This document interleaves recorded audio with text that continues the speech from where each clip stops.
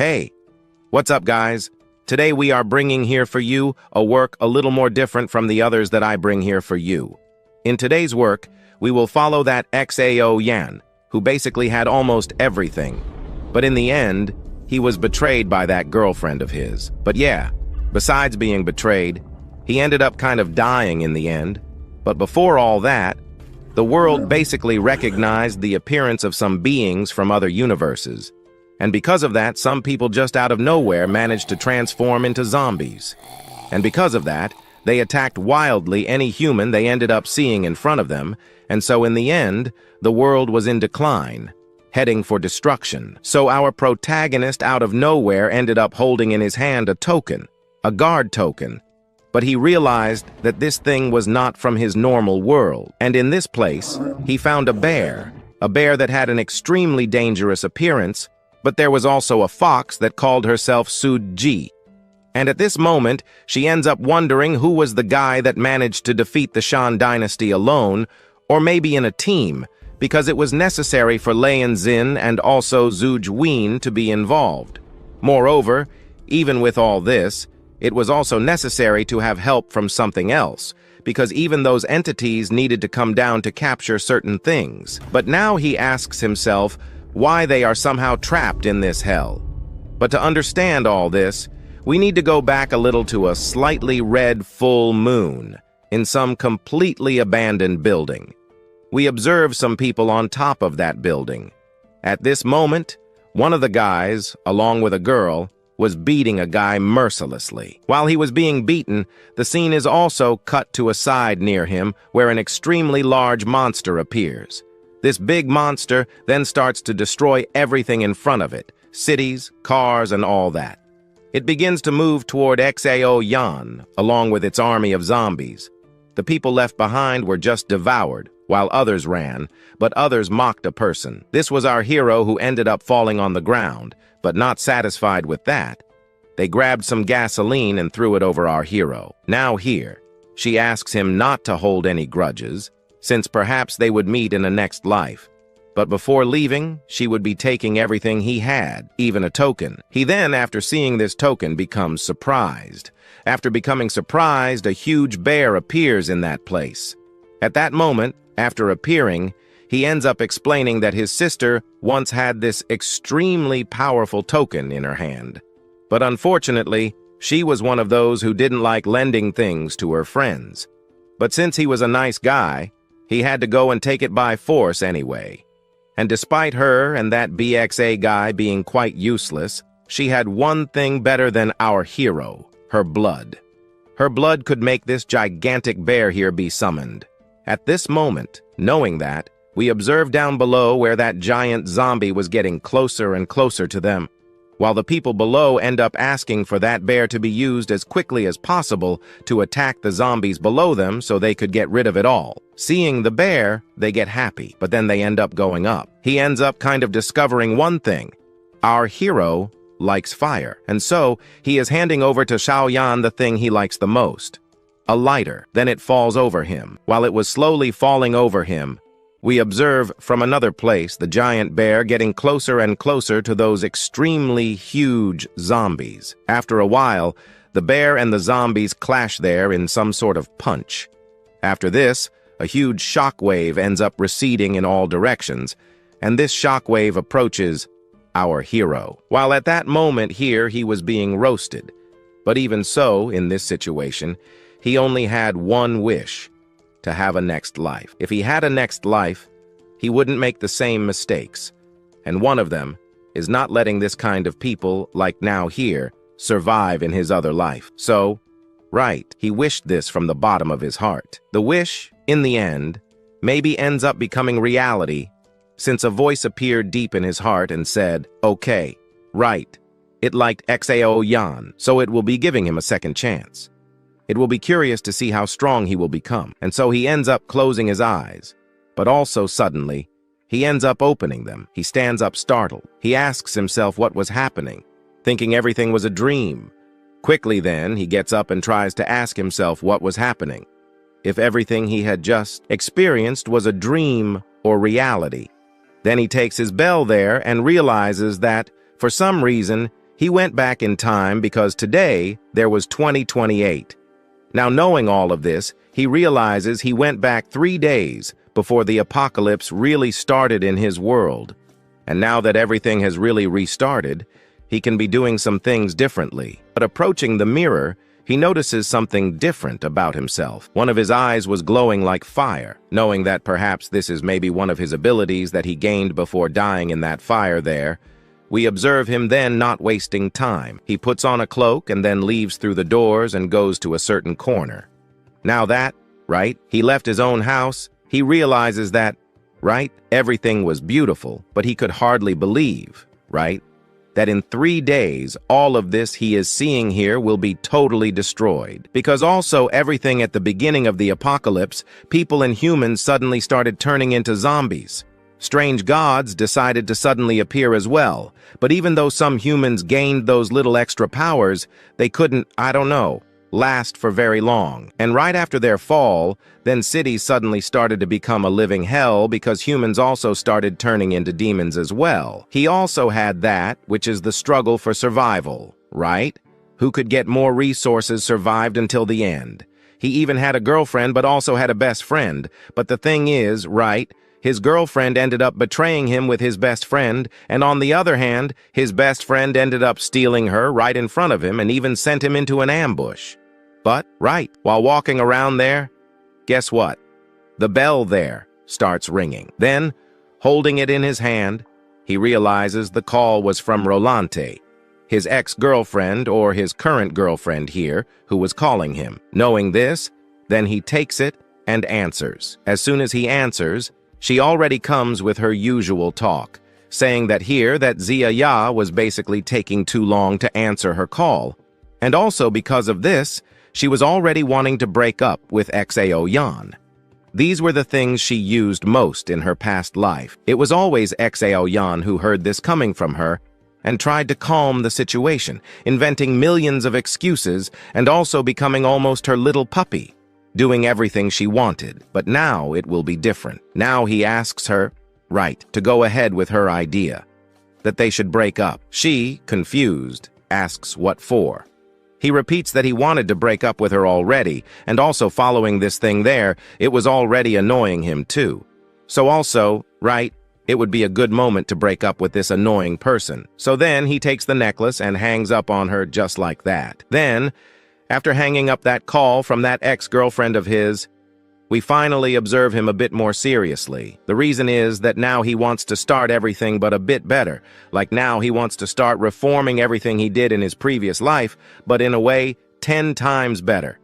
So for this, he goes to the best spots to get the best equipment and also the best hackers. Hey, that right? Our hero hung up that call. And even more. Right in her face. Our Xao Yan, that traitor, we see her from here already in her room. Irritated, she grabs this there and throws it aside. She is sad, but at the same time quite pissed off with our protagonist. One of those things is that he left her called right in front and also in her face. And so she is pissed off with our protagonist. We just look to the side where we find that guy, the best friend of our protagonist. In this doubt, he answers her that maybe, possibly, I don't know. He found out about the relationship that the two were having there. But she said no. He could discard that since that guy was stupid. He knew nothing. Because also that guy was her little dog. Because whatever she ordered, he followed. If she also asked to see if he went to Miami to check how sunny it was that day and came back, he would do it on the same day or maybe the next one. And also the guy was whipped, so there's nothing more to worry about. And also, how could he possibly be finding out all this that they did? The two of them were just cheating on our protagonist, maybe right in front of him. But well, a friend of Xao Yan asks her not to be angry, since her own grandfather also asked that he went to do some things. One of those things is basically starting to collect some inheritances from the old family that had some type of spiritual energy inside that. He also started saying to him that something big could really start in this world. But now that he touched on the subject of inheritance, this traitor here ends up saying that the Ayam of our protagonist possessed a talisman. But for some reason she had seen it before. But that was old and worn out.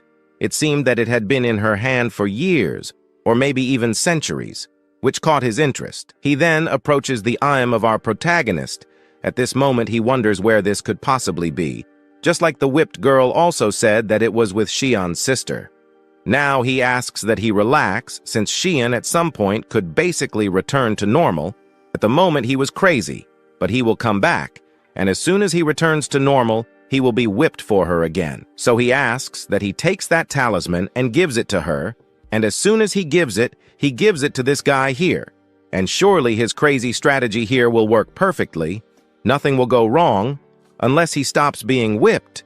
Then the story changes. And as he says that, they start doing some things there, but our scene unfortunately ended up cutting to another place. Ended up cutting to a rather old talisman. This was the talisman that girl mentioned just now, and XAO Yan ended up kind of receiving that from his sister. And so when he takes that talisman there, we see his sister wondering why suddenly he decided to take that thing. And moreover, he ended up running more than 30 kilometers by taxi to get to her, to get that thing. It must be something important. Moreover, she notices something strange in his eyes. They changed color.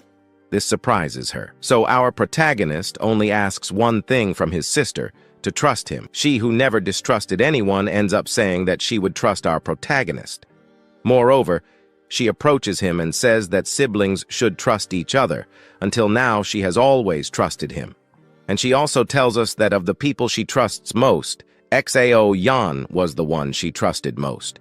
So if it was to ask for anything, she would most likely follow. And here she would follow indeed, for she would survive an apocalypse.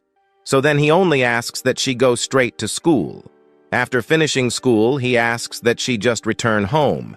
That was all he asked. Understanding this, she would do it, and thus would basically be leaving now, as she is now going to school.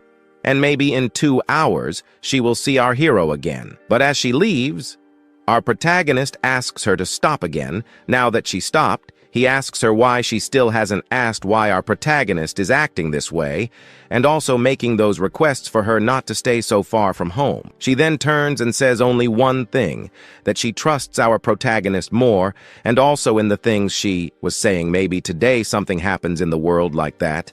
Then we watched her just moving further and further into the background. Now our protagonist saw that now he would have to be doing almost everything to make at least 2 survive. He would make her survive until the end and make those extras pay for what they did, right? But now that this was said, we then watched him looking directly at his hand, where he finds that totally old token. But now that he has this token, he tries to see if this was not different from what he saw in his past life. A possibly giant bear could come out of it, but well, maybe he will find out what's inside that token in the future or not, since at this moment we observe the eyes of our protagonist acting differently. His eyes start to glow a kind of fire. That thing starts to come out of his eyes and goes directly into that token. After that, the fire of XL Yan Trist car in that token ends up being kind of sucked into something totally different. Strange things happen. The token that was completely faded and totally old starts to light up. Then a name appears. It was the 6 Great Hells. After that, the token activates, and a portal appears again in front of our hero. Then he, seeing this portal, starts moving towards the portal to find out what's inside. Thus, after passing through that portal, we observe him in another dimension. In this dimension, he finds a house, but the house had several chains surrounding it. Something strange would happen again. Now, inside his dimension, he tries to understand what it was, because looking a little closer in these houses, there was a kind of monster in each one. Monsters that, for some reason, were sealed inside or something like that. So, he tries to understand all of this, and in the end, he ends up discovering that all these are monsters, and some are demons. And again, he approaches this house. Now he gets closer and closer to those creatures, those figures trapped inside this house, but he got too close to one of them. And now, closer than ever to these monsters, he realizes that all this was too ugly and also at the same time scary. But while he was watching this house and these monsters, some mysterious lightning starts to come out of it, and these things, these lightning bolts, start moving towards those monsters that were trapped inside this house. They are easily taken by those lightning bolts, and in the end, they may end up dying. The lightning does not stop and keeps falling there in that house for a few minutes. Now, quite surprised, our hero realizes that the lightning was draining all the monsters inside the tower. But after some time, stopping and looking at those statues being completely destroyed by these lightning bolts, Xao Yan hears a voice. This voice came from the back of the house. Hearing it, now we only see on the other side our protagonist observing a mysterious girl appearing again in front of him. Then, curious, he wonders who this mysterious girl would be. And here we are introduced to her as Sujin, a rather sly fox. But here we are also already cut to a sky. But she ends up explaining that tens of thousands of years ago, the mortal emperor gathered about 10 immortals who, well, these 10 immortals ended up building or forging together a suspended tower to seal the demons. And the thing created over time, we observe that beasts and demons, some things like that, were thrown by the gods inside it. It was like a prison. They committed horrific, horrendous crimes. And in the end, they were thrown into that place, and these lightning bolts falling on these demons are a kind of punishment for them having committed their sins in a previous life. But they suffer these burns from the lightning day and night.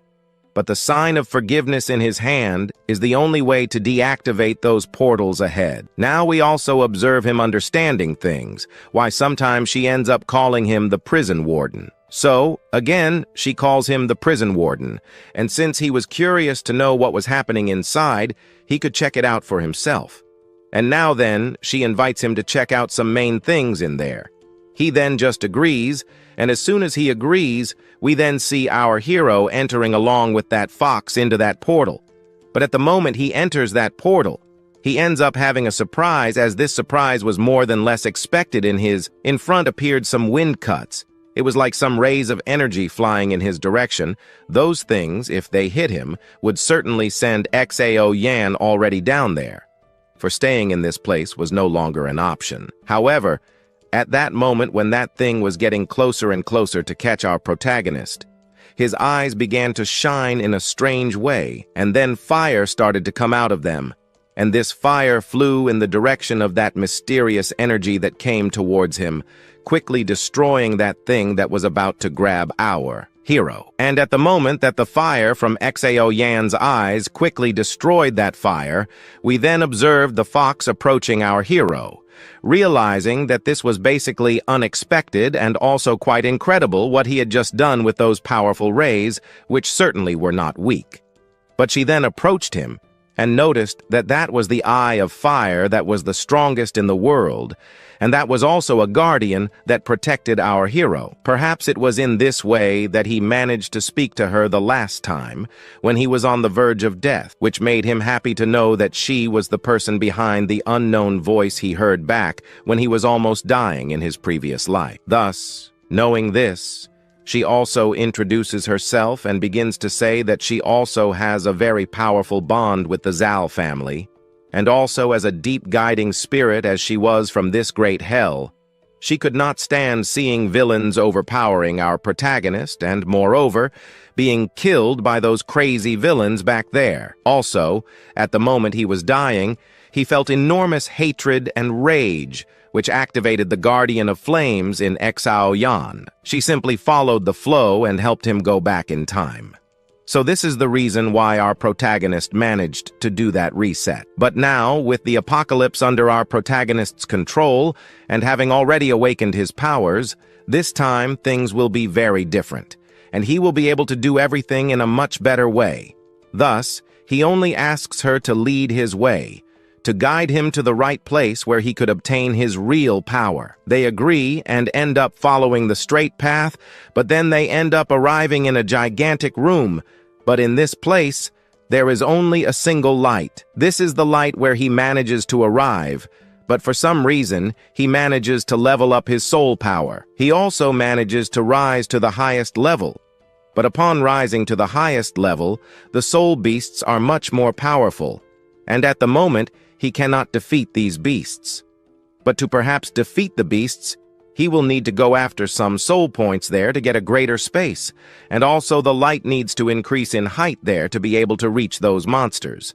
But for now, he only has a single list selection, and at this moment our hero, looking at this thing in front of him, recognizes it. It was staring at our hero, but for some reason, standing up now, he realizes that this bear was a bit smaller than before, but still big.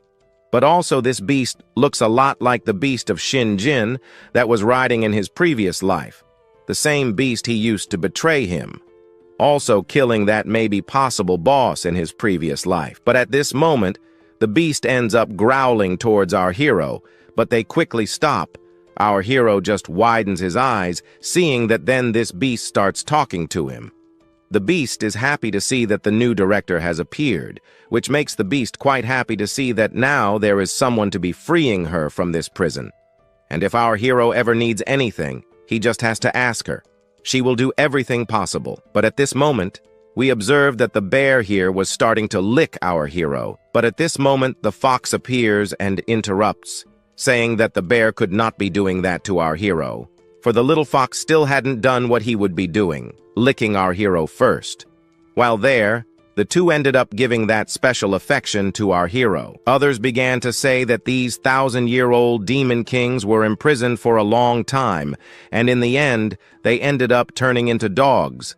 And also, in the end, these beasts ask what is so special about that guardian, just trusting that small touch, something he shouldn't be doing so much like that. But if by chance he wants to submit to his actions, he prefers to stay here, trapped in this world here, being hit by these Z for over 1,000 years. But he is also curious to know what will be happening with that guard below. But on the other hand, we, madam, are surprised by one thing. First it was Suji.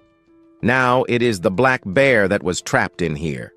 Maybe this is the prison that keeps the legendary creatures trapped in an underworld because, looking ahead, he sees a kind of eagle, an ogre, something like that, also trapped. But looking a little closer, our hero ends up realizing that his appearance in the end could resemble something he then recognizes as Lenzen. As soon as he recognizes this monster, we observe the happy fox. She smiles and starts to say that the director was too smart for seeing that he recognized that just by looking at that thing. But in this world, monsters are basically classified as soldiers or generals or commanders. Besides, there are kings and sages and other things, but there are those guards who are at a much lower level, at the level of the suspended tower, where above that there are general-level criminals. And also, the higher the level he manages to climb, the stronger the imprisoned monsters will become.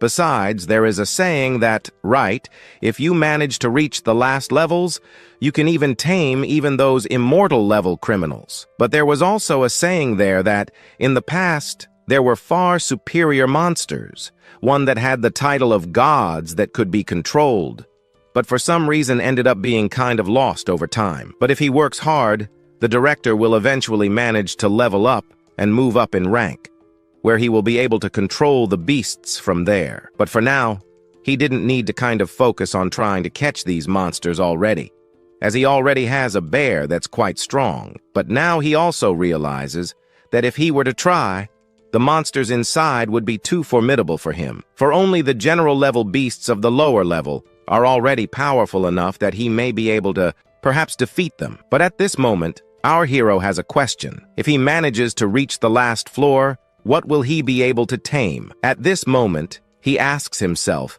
and doesn't even imagine what's trapped on the last floor. A good thing it wasn't, but for him, he doesn't care much about it, as it was only a matter of time for those monsters sooner or later, all of that tower will be his. But for that, he needed to get stronger. To get stronger, he had to kill monsters.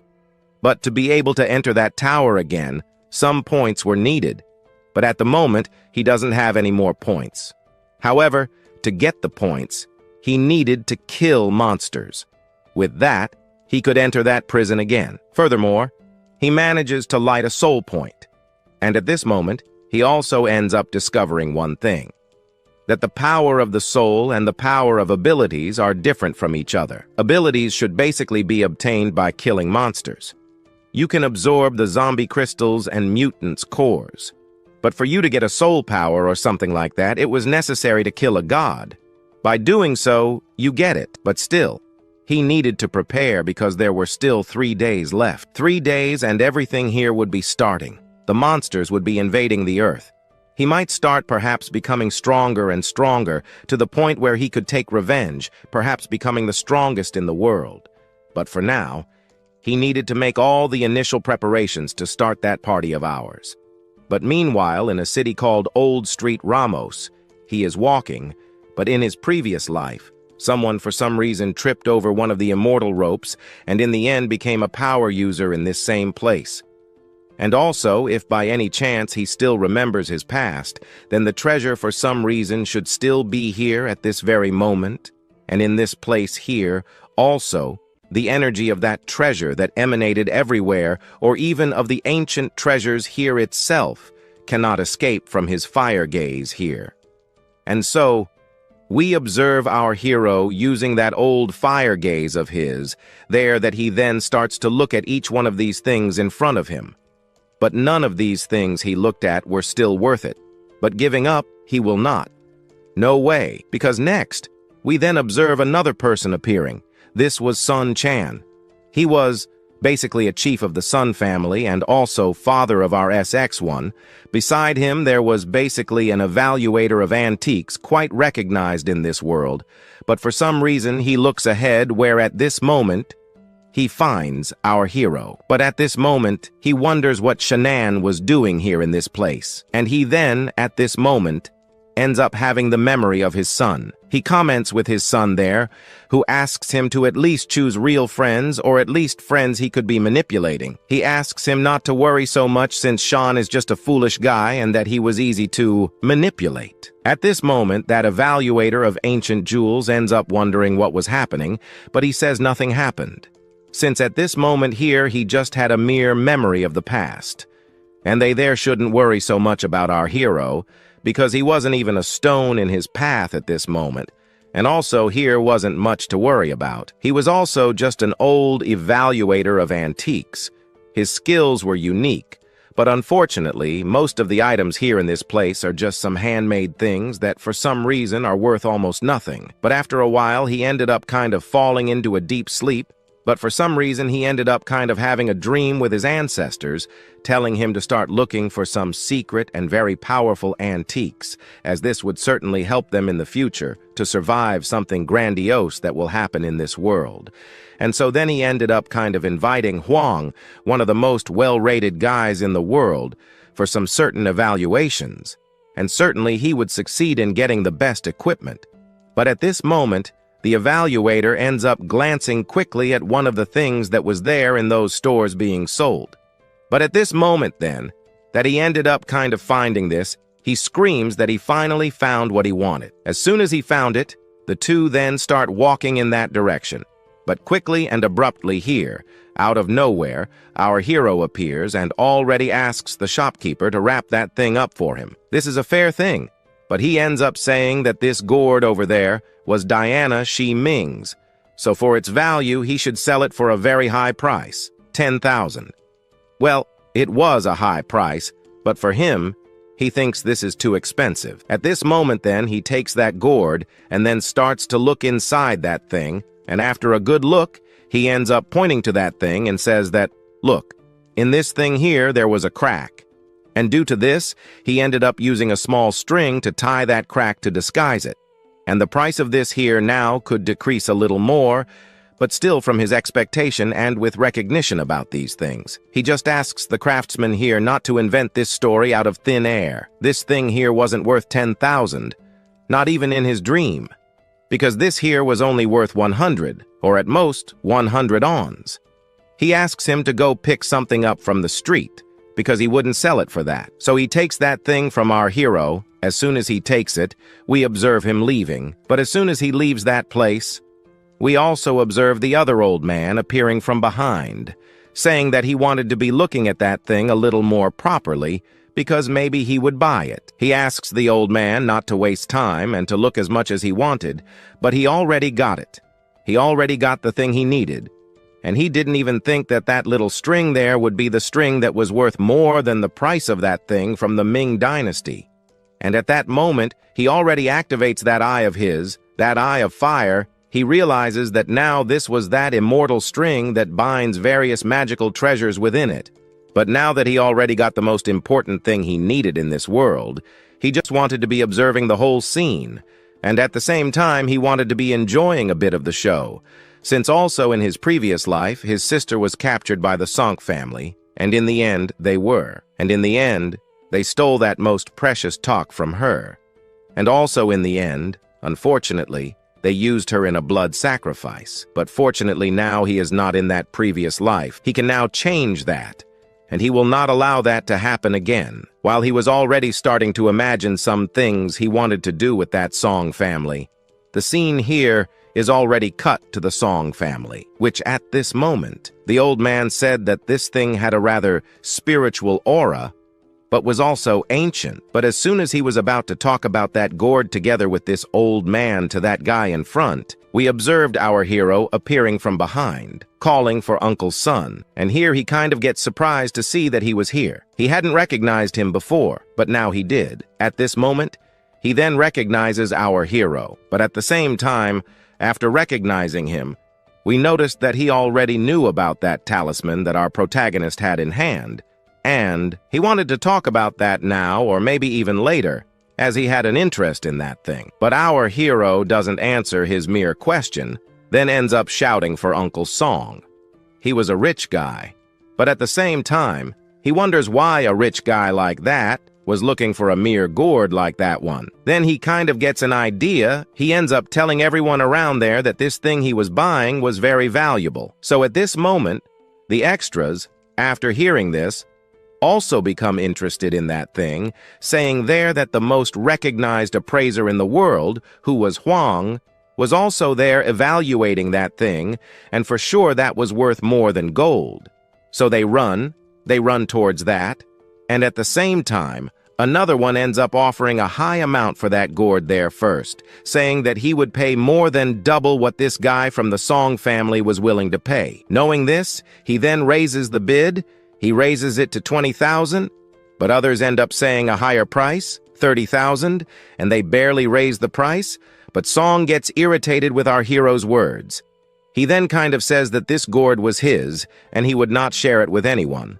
But that shop owner ended up raising the price to 100,000, and whoever bought it owned it. Knowing this, he ended up kind of offering a bit more. At this moment, we see that Sun wanted to stay behind, so he would be offering quite a high amount of money. He ends up spending something he shouldn't be spending. Well, something that was originally costing only 10,000 wons ended up in the end going up to over 50,000.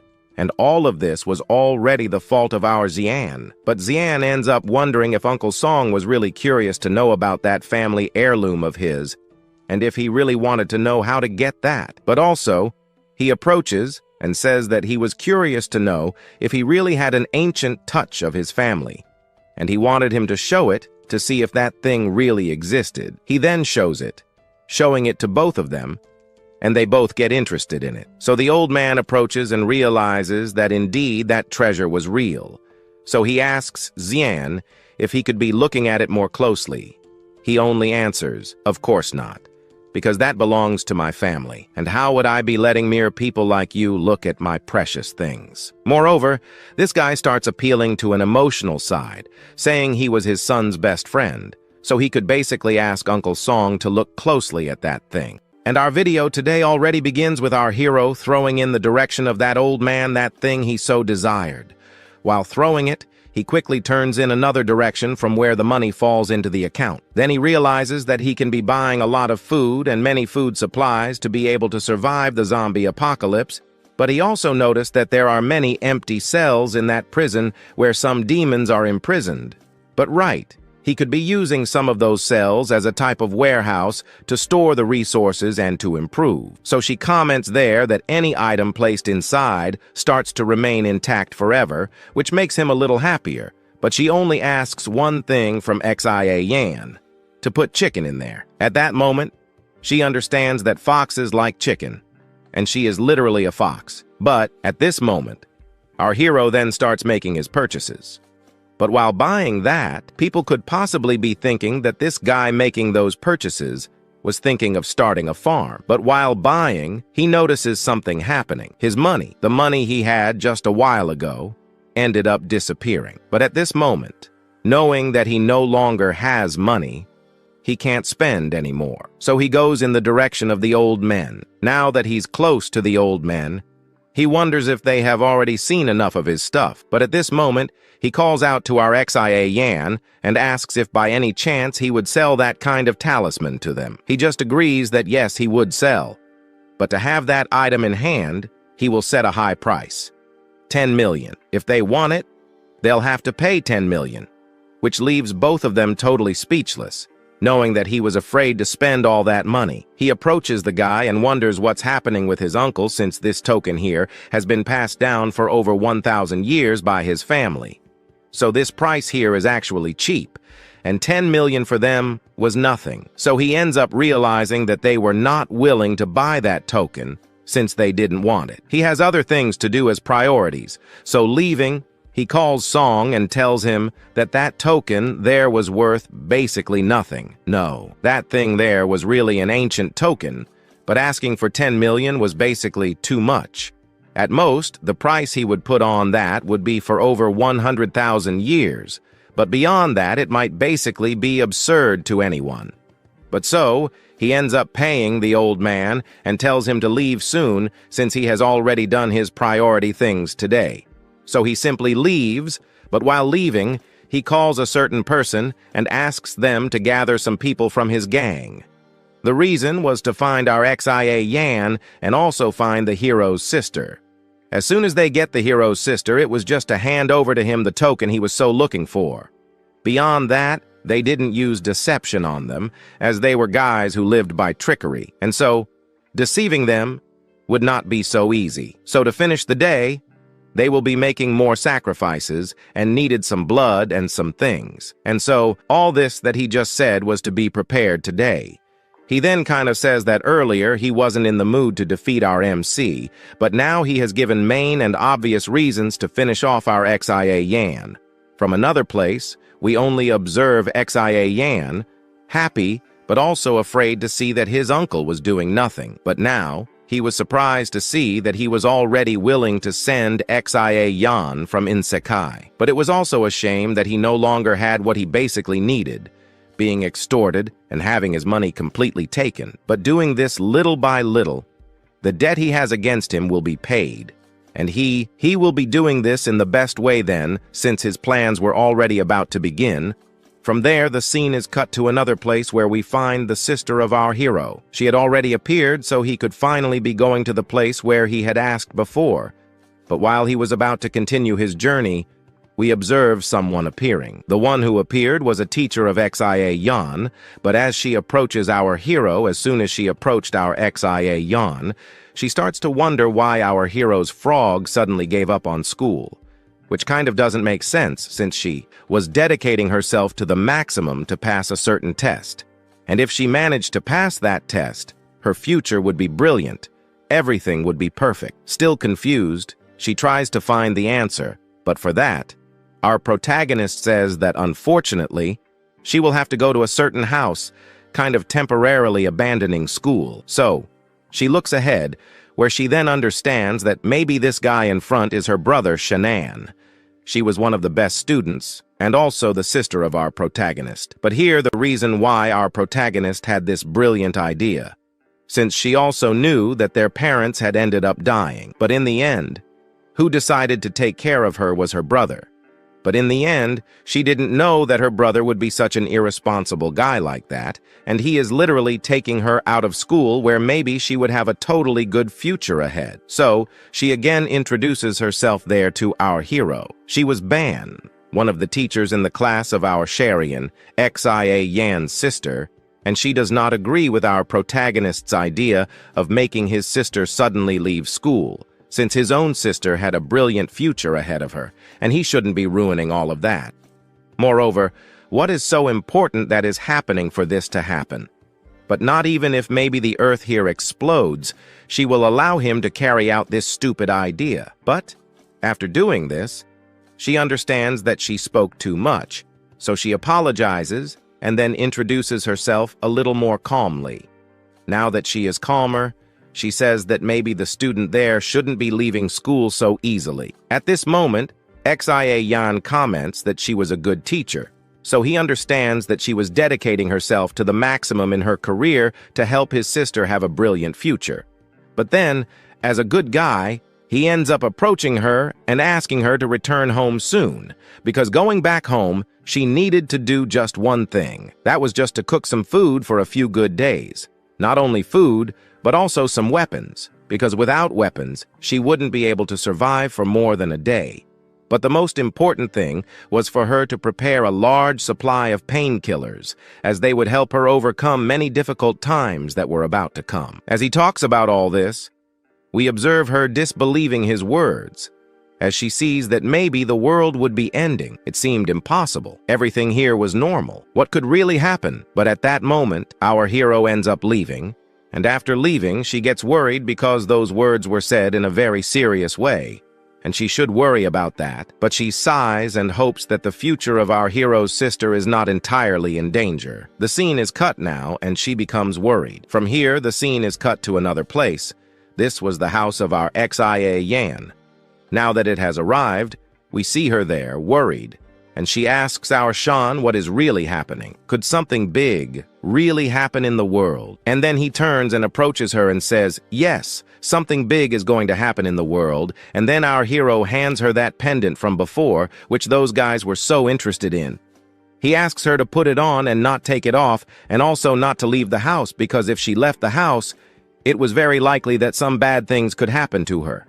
And having said that, we observe her becoming happy, and at the same time, she says that she will be preparing a good meal so that they can eat there as soon as possible.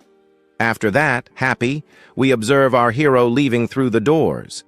He believes that that pendant there will basically protect her and the house, since the fox itself and also that big bear of ours, who is trapped inside that dimension there, was trapped inside that token. So, he shouldn't worry too much, since if something bad happens, those two will be doing a favor on their own, protecting her, his dear sister there, from any invaders or any idiot who is trying to interfere in her life. But at the moment, here, he has another priority to worry about. One of these was to get something totally difficult to obtain in the world: money. He doesn't know what the best idea is or how to get that cash in a really quick way, but from here, our scene is already cut to an elevator. After the elevator reaches number 1, we then observe our hero leaving.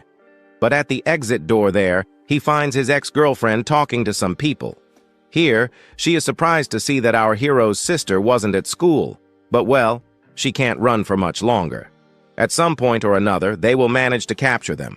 But for that, to be able to capture our hero's sister, first, she needed to keep Xia Yan occupied for a little while. So she sees our Xia Yan, right? After seeing our hero, she wonders if he, by any chance, missed her. And for tonight as well, she invites our hero to make that good meal together with our protagonist's friend.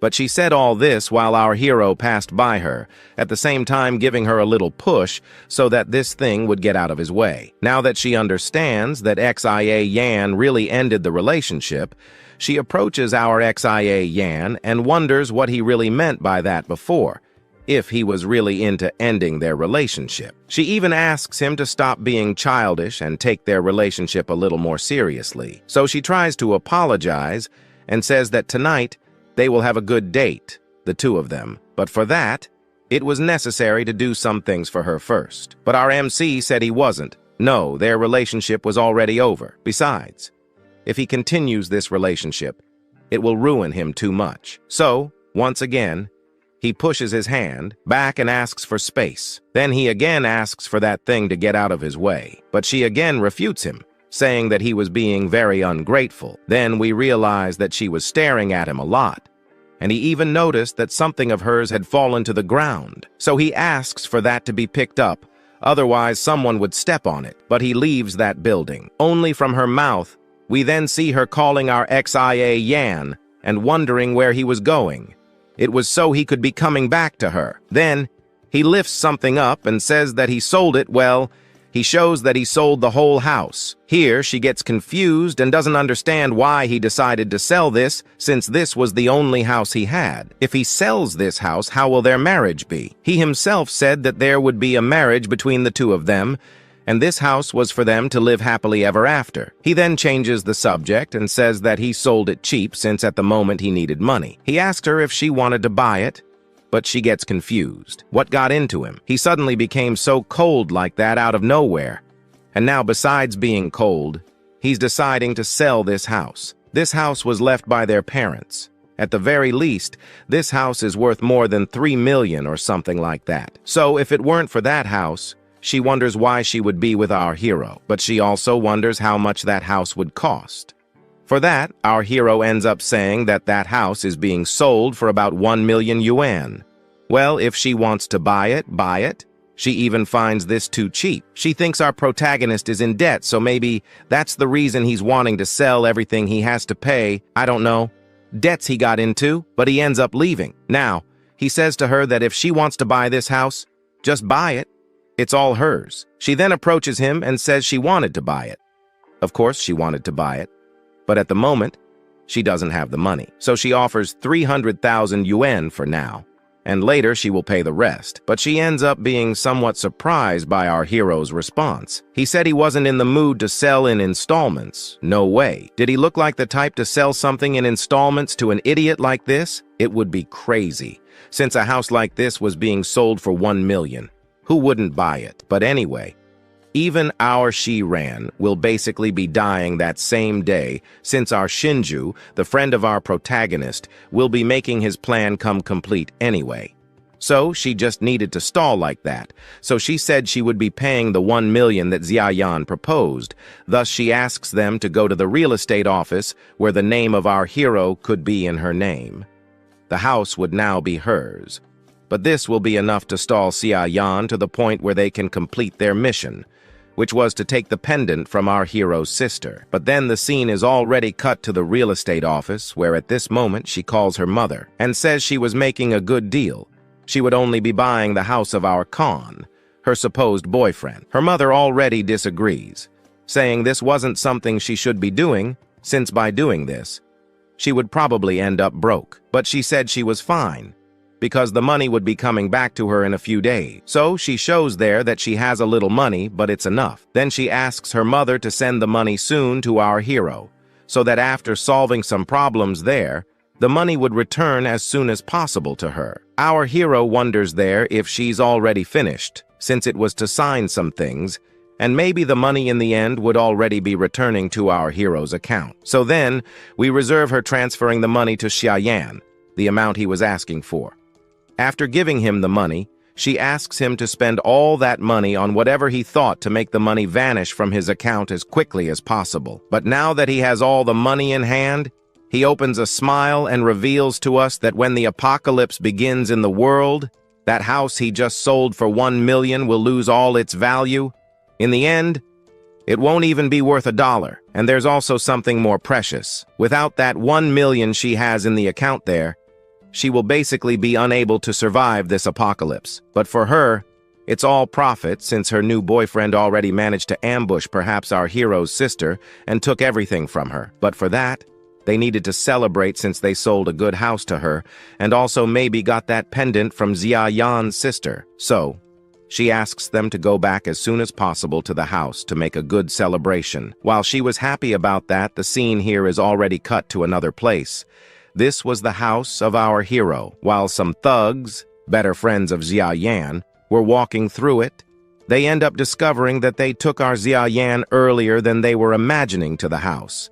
This even seemed to be making things easier for them. It even seems like fate was on their side.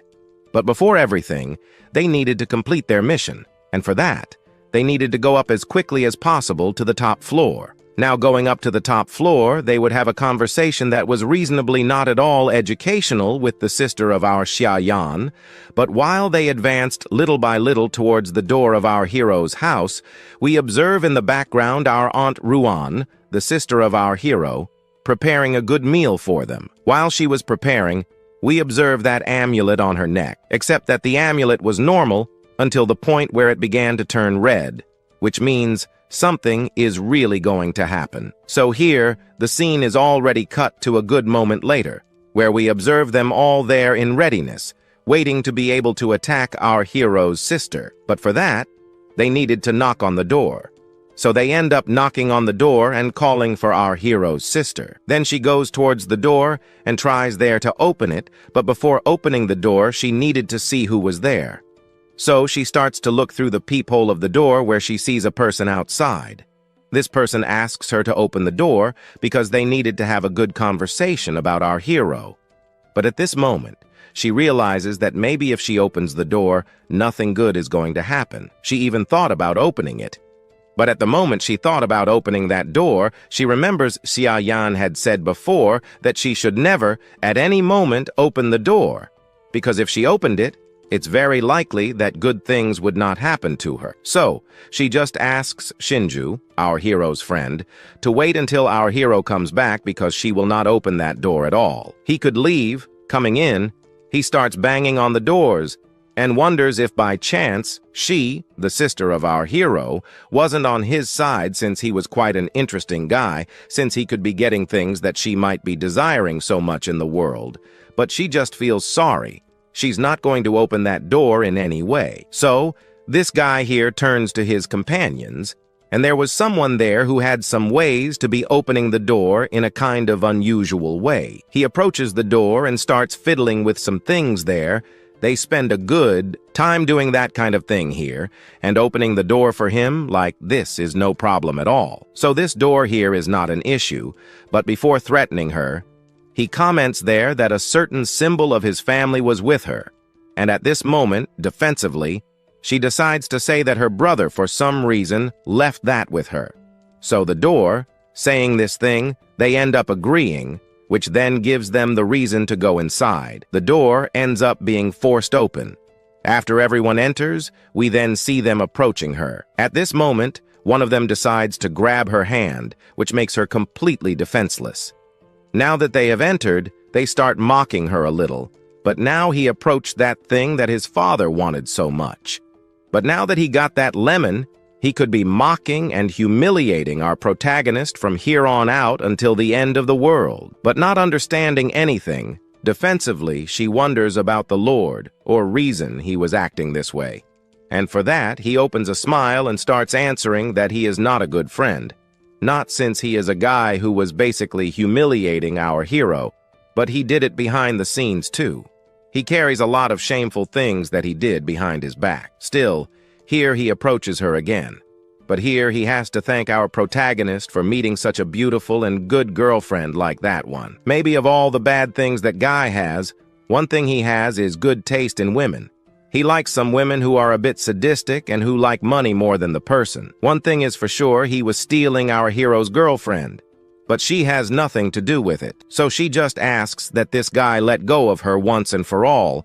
But as soon as she says that, he suddenly decides to slap her in the face. So after this slap, we see that they were planning some more things there to do to her, since, right, what they would be doing would be humiliating our protagonist more and more, and this would be for his revenge. So all these guys start approaching her. What they will do, I don't know. But in the background, someone says that what they were doing wasn't a good thing. But how about being in a very calm place, full of pools, and surrounded by beautiful women? That would be nice. As soon as this voice speaks, we observe the light on the ceiling. At this moment, the people there get scared of it. But the scare they had doesn't go very far since, right in front of them, they see several beautiful girls next to them, serving them good food and high-class food. Deluded by them, we see each of them falling for their talk. Meanwhile, we observe one of them serving meat to this guy who was the best friend of Xia Yan, but behind him appears another girl who wonders if that meat was really good. He just agrees, saying that it was. So, this was good since it was also good to see their own king eating his own meat. With a completely serious face, she starts doing some things, which makes everyone at that moment scared, seeing that, beneath them, The river that was here had turned into a river of blood. His friend there maybe wasn't in this world anymore, but he was still alive, or maybe wasn't anymore. But then, looking ahead, they saw several skeletons. But another one worries more about the wine he drank and the meat he ate. These words make the fox sad, saying to them if by any chance the meat and wine they were given weren't satisfying them, then for that, she will be giving them one of the weirdest meals of their lives, but they could be choosing. But right, I just won't say what they could be eating there. And this story of ours then continues with them after leaving that dreamlike dimension of what they were. But at this moment, that guy, one of our hero's best friends, ends up getting up while his companions are left behind, completely shocked by what just happened. But he got what he wanted, the thing that his father wanted too. At this moment, he gets up to leave, but he realizes that there is something wrong with that token, but he ignores it. Then, he quickly pulls out his cell phone and calls someone, saying that the thing they sent him to get was trash, that the thing was broken. He wondered why they wanted to get that thing. He was thinking of bailing out of this project he was imagining, stealing something from our poet. But at that moment, as he was talking about it, something starts to happen with that token. From inside that token, a hand begins to emerge, which leaves him quite shocked, but that hand quickly passes through his face, leaving a mark behind. Then he drops the token on the ground. After that, he starts screaming, but as the token falls to the ground, it moves towards someone's foot. That person then crouches down and picks up the token. It was a lucrative item and was well worth investing in. He even made a lot of money with it. Besides, it brought him those traders. But from behind, Xianyan appears, calling for Senju. However, after our hero appears, we see Senju then pointing at our hero and asking his group to finish off our MC, but he said that he would not be giving that token to mere extras, since that thing was something quite special from his family. But that was not what the extras saw as the main truth, as they then begin to run in his direction. 3 or even 4 of them go at him with a piece of a stick. Their goal was to hit our hero so that he would fall. But while they had the idea of hitting our protagonist, something starts to argue. The reason for the argument was simple. Our Zenin suddenly decided to take his paw out. But there's that, however. It's giant, and if by chance it came out suddenly inside our hero's house, it could have completely destroyed Jianyan's house. But now he leaves that aside because now our hero wanted to be testing his powers. At this moment, then with a smile, he ends up opening his eyes, where in the direction of those people, some fire appears. The fire starts catching each one of them. As soon as the fire catches one of the guys, we observe them screaming in pain. Others there were just trying to understand the logic of that fire that appeared out of nowhere, but another one simply ran to the shower, thinking they might not catch fire there. At this moment, falling to the ground one by one, he wonders what was really happening here. Then he turns to Xianyan and, at this moment, he asks if by chance he knows magic. But at close range, he saw that our Shahan was ignoring him. But at this moment, he asks Shannon to step back since he was his best friend, and best friends shouldn't act that way. But there's that, however. He came to his house, held his sister hostage, and even tried to steal his token. Guess Roland, his ex, was a rather despicable woman too. He even thinks he's basically gagging a bit for having heard this nonsense coming from the mouth of that so-called ex-friend of his. Now cornered, he still wonders what was happening with X. Maybe he had gone crazy from all the things that were happening. But at this moment, he then asks her to go talk to her boyfriend, since in the future they're going to get married, and so he will be her godfather. While he was planning something, we observed behind him a knife in his hand, and worse than that, it was true. She then approaches Tiaran and asks if by chance he doesn't want to be happy with her by getting married at that moment, since by chance Zan Hyun had nothing left, he ended up losing everything. But in the end, she ended up deciding to be a fiancé. He and marry Xianyan in the end. But still, she changes the subject and wonders how he got that power. She kinda wanted it too, but while she was saying this to our hero, we observe from behind that her ex-best friend then runs towards him with a knife in hand, telling him to go dry off quickly and never appear in front of him again. But this doesn't end up happening to him. In fact, the opposite happens. At that moment, he widens his eyes again, and what happens next is a fire. This fire then goes in the direction of the two, throwing back his ex-girlfriend, along with that ex-friend of his. But now, he kind of awakened a fire ability. Only while he was awakening this, he didn't understand why he had this ability. But now he understands, since he also ended up discovering in the F, that there are this kind of people. Now, his goal was to set fire to disgusting people like these. And now his new objective, as said before, is to set fire to people like these who are lying on the ground. Lying on the ground, he looked with a disdainful gaze at these things on the ground. But while he was planning all this madness, the scene from here is already cut to another place, a temple. We then observe the father of that best friend of our hero, trying to communicate with his ancestors, saying that Uncle Song was basically a guy who came from his lineage. Then he asks that his ancestor protect him from the dangers that will happen to him. At that moment, he asks to take a step forward. Then this ancestor decides to appear, but he asks him to quickly hand over an ancient amulet and also a girl's blood. At this moment, he asks to wait, as he will be providing that for him soon, since a certain person of his was basically hunting certain specific people that he was looking for. But since he is delivering his sacrifice, he comments there that the guy should prepare himself because in 3 days, the end of the world will happen. Soon after hearing this, he is completely shocked. 3 days until the world ends. He is shocked to know that he hasn't yet prepared for the end of the world. Then he shouts for his people behind him to run as fast as possible to the market and buy water, food, anything like that, to stock up as quickly as possible in large quantities, because if what he is predicting happens, the end of the world will come, and he will really go through a hard time if he doesn't get that food and water to last for a good few years with it. While he was basically taking care of the food and water, he asks this guy to go get Sinju, and also get that girl who was with Sinju, along with Tok too. But speaking of Sinju, he ends up appearing, only at that moment, he enters in a strange way. He ends up breaking the door, but at that moment he appeared. But right then, he ended up kind of being carried away by a person.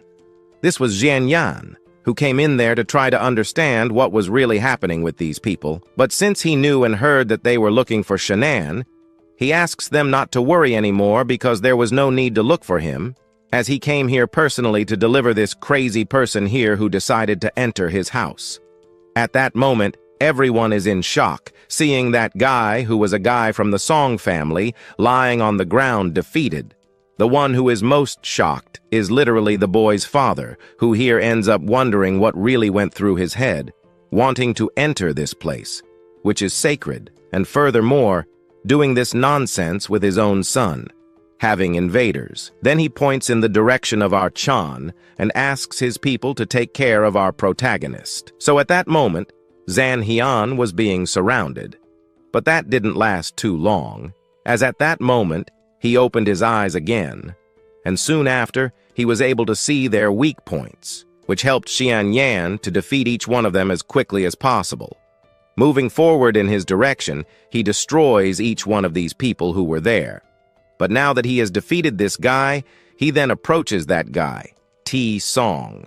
Now that he got as close as possible to T Song, he greets him, but then he wonders how he has the audacity to do this to his own guards and also do that to his son. Then he pulls out his weapon and asks him to pray or do any sort of thing to get out of this situation now. But that didn't help much, as our protagonist simply snaps his fingers, whereupon the bullet that was stuck inside the gun begins to heat up. What happens next is an explosion. The weapon explodes into 1,000 pieces in Uncle Song's hand.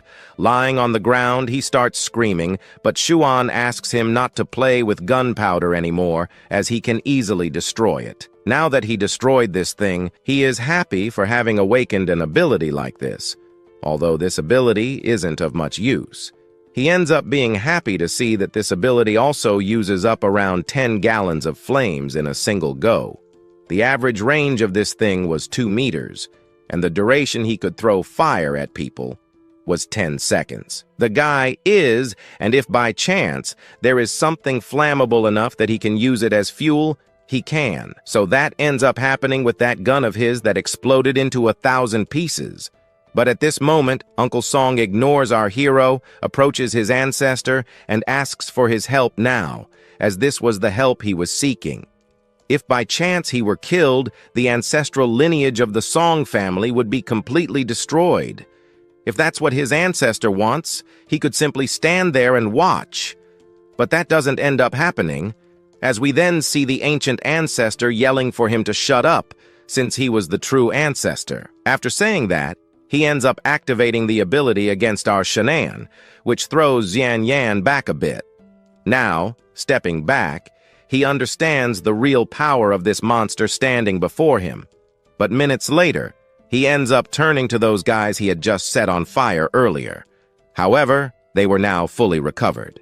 Now that he is fully recovered, Tong then points in the direction of Xian Yan, and he now asks his ancestor to take care of our Zan Hian and finish him off as quickly as possible, showing this mere person what true power is.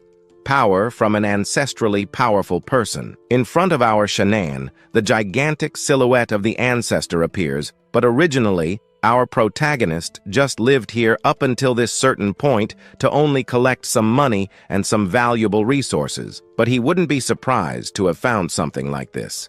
However, in his past life, he knew that the Song family had someone who was helping them in the apocalypse. But now that he discovered all of this, he would do something.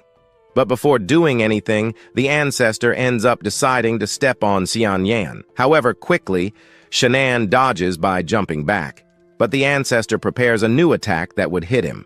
At that moment, it hits our hero squarely, which makes Uncle Song super happy, but not for long, as he managed to dodge that hit from that ancestor. Now, on top of the bear, he celebrates being alive and still wonders who is dead here. At this moment, he asks his bear to take care of this monster. But before he can do anything against that ancestor, that fox appears and tells him to capture that ancestor, as if by chance he managed to capture him.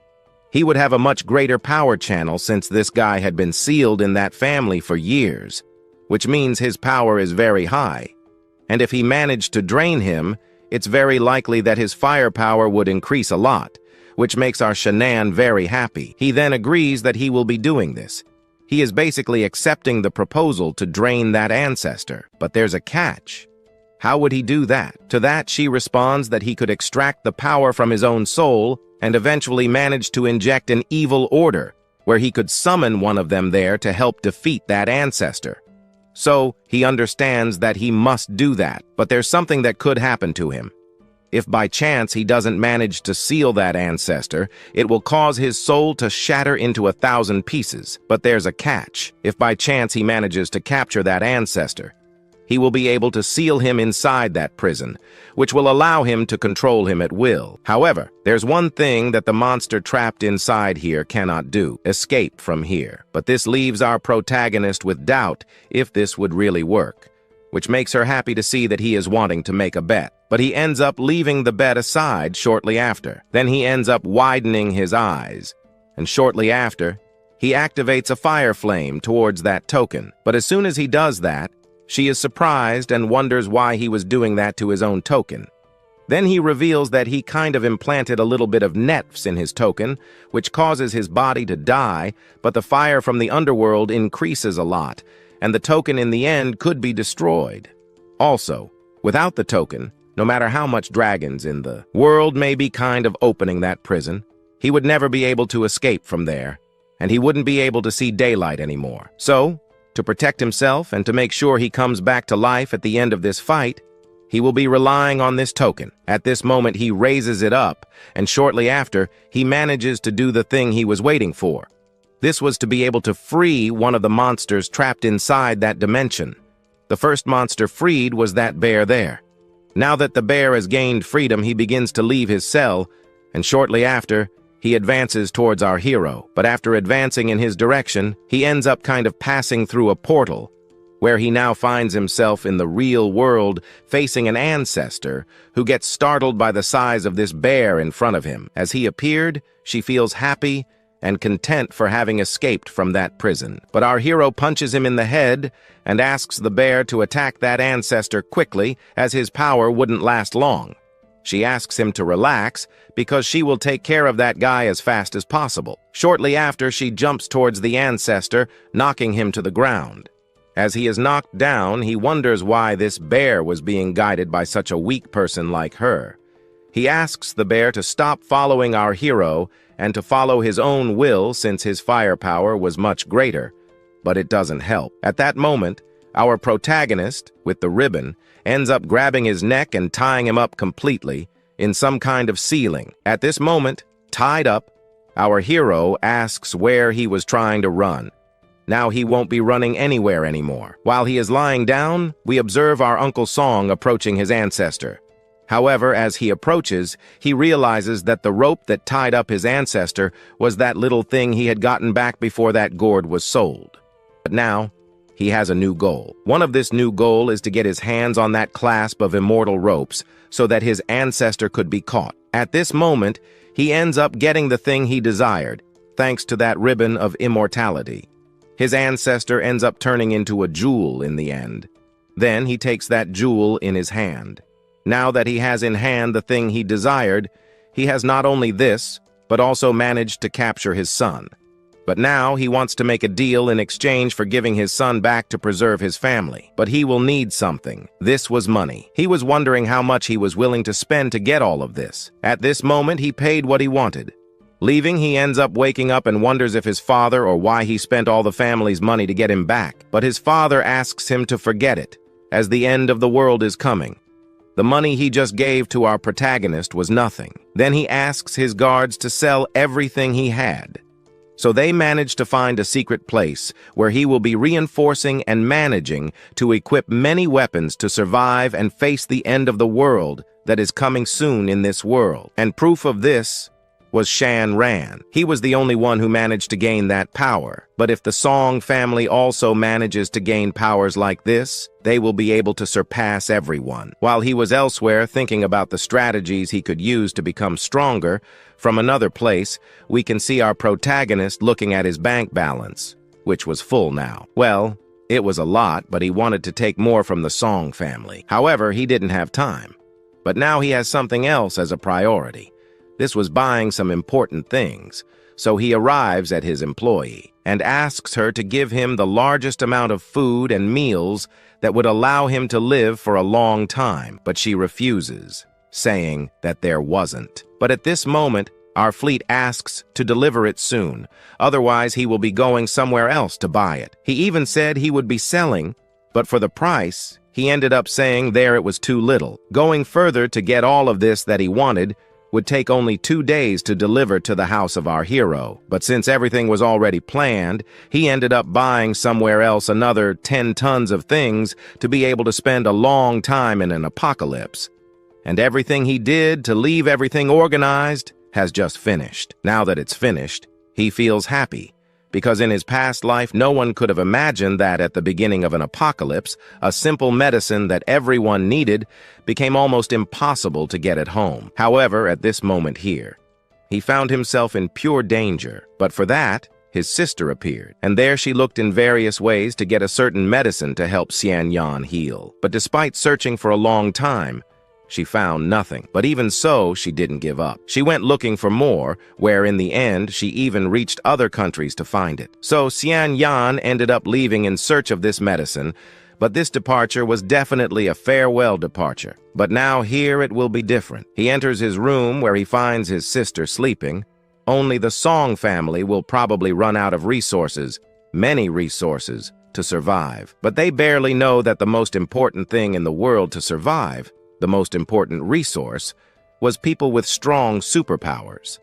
Now that he maybe has all of that by his side, and he also has a shaping, one of the things that helped many people in their past life, he will now basically have to form an army of people with superpowers. But before all that, he ends up entering that dimension of his where he quickly meets that fox. She congratulates our MC as he ended up managing to make a really good upgrade in his powers there, which made him much more powerful. Besides becoming more powerful, he now managed to level up to level 2-1 of his abilities, which now allows our protagonist to have much more precise control of fire abilities. Now, with that in hand, he has the power to form an army of people with superpowers in this world. And already to start, he says that this Sword of the Fire Spirit is already a good thing for him. He will begin to use it in a better way. However, his little bear clings close to him, saying that next time he needs help, he should just call her. Additionally, his sinful karma was also reduced to 90. And from now on, she can eat a slightly bigger piece of meat in each meal here inside this prison, since with the help of the master, they managed to complete some other extra missions. And with these extra missions, that certain crime this person committed a little while before will be forgiven. And his treatment inside this prison will have a rather good improvement, as he secretly consumed a lot of our spiritual power. However, what they were doing was just making a lot of noise. So our hero simply pushes the two aside until the moment when, up there, we see that curse that was trapped inside a cage with tightened chains, telling us that these beasts, tamed for a few small benefits, were making too much noise. This monster also draws attention to our hero, asking him to look at himself. For so far, he hasn't helped anyone here to fight monsters. He'll be helping himself to escape from this prison, and when he succeeds, he will make a good impact. After saying this, our hero R makes a face towards Lion Zin, saying that as his skills increase, he will be able to unlock monsters much more powerful than himself. So he doesn't worry about wanting to summon the monster. This might be the last monster summoned in his lineup of powerful monsters ahead, because by the time it comes, it will already be too late, the moment he wanted to capture our hero. Now, our hero has priorities, so he grabs that token of his, and with it in hand, he ends up returning to the real world. But at the moment, he realizes that everything was about to begin, as tomorrow will be the last day to have freedom, so he should prepare right now. At this moment, our hero has over 20 million coins, and these 20 million are already enough for him to be able to buy that certain thing the next day at a jewelry exhibition. We look from another place, our hero approaching the jewel he had been searching for so long, and now that he found it, he is happy. As here in the apocalyptic world, you can do a lot with this material. However, in the apocalyptic world, common resources can be looted, but the cores of upgrade crystals and his own superpower can only be obtained with the death of a Z.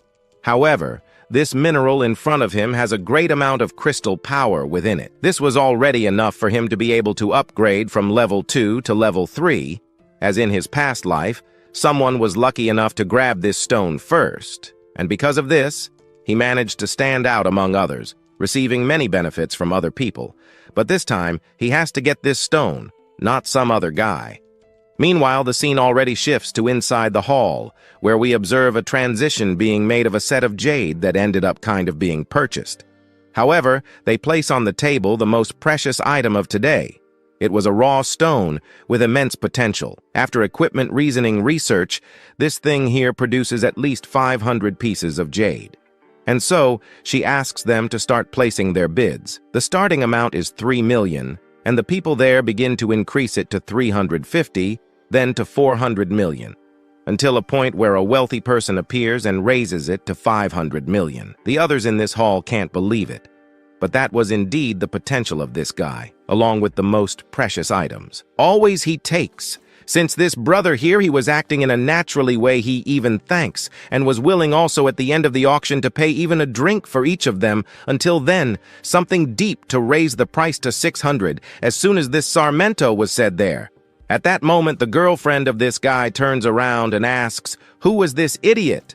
Until a guy from this place approaches our protagonist, asking for him to leave since this was an auction place, and to participate, it was necessary a black bank card. So then our MC takes from his pocket that card of his, but he asks himself if a gold card would serve to start also. Right after taking out this card, this guy asks himself if by any chance he was the son of some billionaire or millionaire hiding from the world. Then now that someone there ended up saying that they were willing to pay 600, she asks if there was someone who would raise the price. The guy who was willing to buy there before raises the price to 700. Our hero, who would not lose, raises it to 1,000. Having said 1,000, he then turns and realizes that the value of that stone did not worth all this. No, he even ended up exceeding the original price of a stone. Like this, his girlfriend approaches him and asks him not to be angry about all this. As you know, he was just a newbie. So surely later or later he will be able to get that back from our MC, so he asks himself what her name would be, and here he introduces himself as Xian. At that moment he introduces himself, he ends up giving a thumbs up and affirms that he now was a guy that was on his radar. After that, we observe then that girl handing our protagonist that thing he so much desired now that he got it. He can finally be leaving from there. If not, things could really happen at this moment he was about to leave. He already announces basically a next item that was about to be sold. Some think that beautiful too much, but already our hero got what he so much wanted. So he would be leaving until someone shouts that there was a monster. Some even shout asking, what was that thing on top of the stage? At this moment that he turns, he sees a monster coming out from inside a portal. This thing flies in the direction of our hero. Our protagonist saw that that monster was coming out of that thing that was about to be auctioned at that moment. However, this monster was flying in a more than specific direction. That was the direction of that jade stone that our hero XAO Yan just bought. Only that maybe what made this monster appear was simple. That when this event ended up happening and this jewel that was about to be auctioned were placed one part of the other, which means that the monster inside ended up feeling the energy disappearing and the monster didn't like it now. However, the end of the world is approaching. One of the main reasons is one of these monsters that just appeared here now. Now the world is about to enter into chaos, and supernatural monsters will be appearing more frequently. And that just happened was only an appetizer for the beginning of everything. Up to the point where that guy from before, who thought of our protag as a rival, stands up from his chair, then running, he sees that this thing was too ugly. Then that snake goes through him and knocks him to the ground, goes in the direction of our hero. At this moment he gets scared, and sees then something happening since the protagonist holds in his hand that powerful snake that until just now he was shaking with fear in front of a monster like this. Now that he got this monster, we observe. Then this snake attacking the protag, then to not be caught, he uses those fire eyes of his that then fire comes out from his eyes and ends up going in the direction of the snake that ended up being caught. It is burned and scorched too. Now that he defeated it, he activated some abilities to see if this monster was strong or something like that. Activating, he discovers that this small monster did not have a hidden power. Strong nothing. No. So he just only absorbs that monstrous snake into his dimension like this. Who then knocks down that snake? He advances outside already at the moment. We observe in the background also that Rich Kane on his knees now. He really discovers that Zan was not just an ordinary rich man. He, besides being rich and powerful, was a specialist. So now this one here just wanted him now as a teacher to train his skills too. At the moment then, the scene cuts to another place, this place being the backyard of our hero's house. However, we then observe some people asking not to make so much noise here. Then someone decides to appear in the background, and soon those who were watching are happy to see that Jian buys things, and maybe they think Jian will be opening perhaps a supermarket. Some think he's crazy, but others don't. Until then, an old lady appears out of nowhere from the background and ends up saying that these dreamers end up dreaming too much. However, this dreamer dreamed near her house, and she didn't like it already. She also states that this Xian Yan couldn't be opening a store here in this place. So here, a girl appears and asks if Aunt Zhang here was willing to rent this place here to open the supermarket. She ends up saying no, this place was too horrible. All because she would waste time here. But then our hero appears in the background and comments to himself that he ended up spending all his money to buy supplies. He still wonders what is missing. Soon then, the delivery person tells our Xian Zan that everything he ordered was delivered there to him, and he even asks him to stop a bit and look at everything inside there. Now he would be leaving since the next day he will be delivering some other things. At this moment then, he asks them to leave as he will be taking care from here onwards. At this moment, the delivery men were already about to leave from there. Until then, our aunt here was fine until she heard that the next day another truck would come here to deliver other orders to Chan. The aunt is furious upon learning that his father and mother ended up dying, yet he suddenly decided to open a supermarket in a place where she loves so much to visit. This is something she won't let slide easily, so she ends up thinking of a strategy to make our hero regret what he did. However, the boy who was with her ends up saying he needed to leave, as he needed to relieve himself. So he advances towards our hero's boxes there. He ends up unloading everything he has right there. Then the oldie lady approaches her son and asks him to take a bit longer there. She approaches Xao-san and asks him to ignore the child there, as he was a child after all. So Chan does what she asked. He then grabs that boy by the collar and then places that boy in front of that old lady. After all this, she gets irritated with the protagonist for doing that. She ended up getting more irritated with him, but our hero doesn't care about these people, as he knows that by the next day that won't even be alive. So he closes that gate in our aunt's face. At this moment, she is irritated, but she couldn't stay here for long. Soon below, we observe the boy aiming to set off some fireworks, and then she ends up having a brilliant idea. So then, with the idea created, she takes the boy's hand and starts running. She just asks her grandson to follow her. Then she ends up creating a good theory that if by chance a fire spark accidentally falls inside a room full of cardboard boxes, nothing will really happen. It would be an accident caused naturally. Soon then, the scene returns to our hero. The protagonist saw that everything was there, so at this moment, he opens his dimension. Now that he opened the dimension, the protagonist ends up throwing all those boxes that were in front of him into the dimension. The fox that was on the other side only sees the boxes and the chickens and everything coming into that dimension. And all that maybe was for her now that she has a chicken as the main course, she can finally eat. So our prota asks her to store all these boxes in an empty room, as then our fox explains to the protagonist that she is a specialist in storage. There are many animals here that can live within this world, and then he could basically designate a nearby plot of land here to keep the animals in captivity soon, and with that, they could basically divide each part. So a pig stays in one part, a duck in another part, everything divided. If they need something, they just go there and get the thing they desire. In this dimension, there is a specific energy that, when combined with meat, for some reason makes the meat much tastier. However, the end of the world was already approaching, so he doesn't know how long this will last. For this, he'll be bringing many live animals. He just wants to bring things that will make this last for more than decades. However, our bear isn't concerned about food.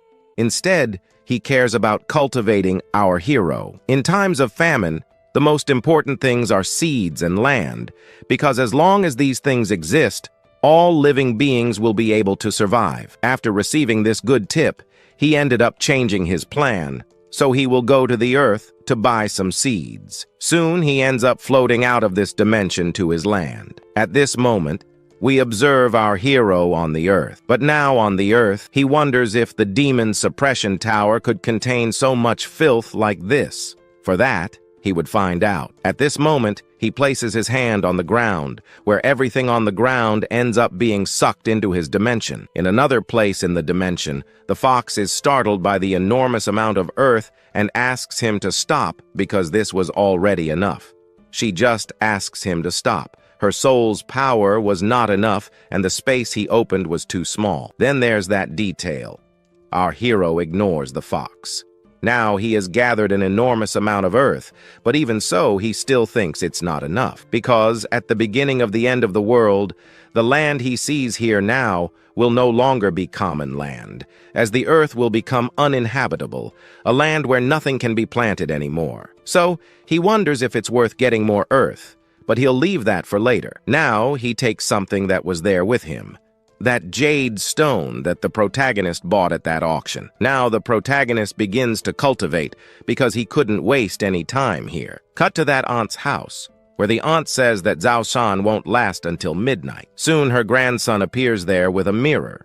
She is happy about it, and she even takes the mirror in her hand. Then her grandmother asks if, by any chance, he managed to buy the bombs in a specific store she asked for. He was about to respond, but the boy suddenly starts acting strangely and ends up saying there was someone in there.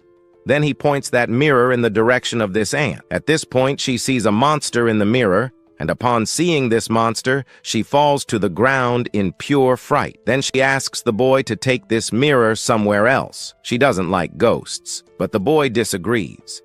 He just wanted to show her that mirror. However, after getting a little closer than usual, that monster in the mirror fully appears, and that monster kind of enters that aunt's body. At that moment, fallen on the ground, we see the boy still saying this was all fun. He was smiling, but his smile doesn't last long because he stops and looks up, where he finds his grandmother completely different. His grandmother only asks her grandson to come closer because she wants to hug him. He ends up agreeing, but she, in a different form like a tree monster, grabs the boy and pulls him into her own dimension. Outside the city, we observe some silhouettes and some monsters in the sky. Then here, we cut to another place. Here, in a dock warehouse, we observe people looking toward the boat, where some guys appear saying they caught some different fish. They then throw that quantity of fish on the ground and wonder if these fish fallen on the ground are still worth eating. But another one steps in, inside the warehouse, then goes to his companion and asks him to leave, because the time has already ended. However, he starts acting in a slightly different way. His companion even wonders what was happening. He was just normal a little while ago now. He had a headache, and at this moment, I say what is really going to happen. Be the end of the world. The fisherman then approaches his companion and asks himself what was happening to him. He even got closer to his companion to see if he was really okay, because looking at him, he noticed that he had caught a cold, up until the moment when several mysterious guards appeared in this location. As soon as they appeared in this warehouse, this guy then asks the fisherman if by any chance all the Shanxing sinks were stored in this warehouse back here. At that moment, the fisherman then points in the direction behind the boxes and confirms to him that those there are the products a certain client had ended up buying from them.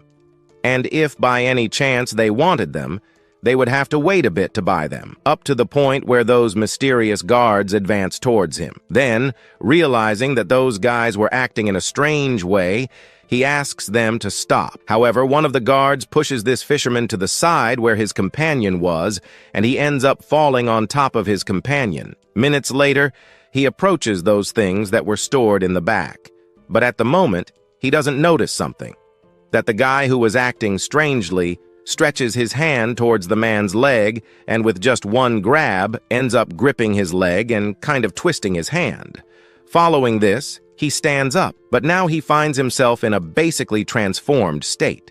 His companions, upon seeing this, then ask everyone here to be a bit careful, but being careful wasn't enough. So he asks the rest of his companions to go after that guy and give him a reward massage.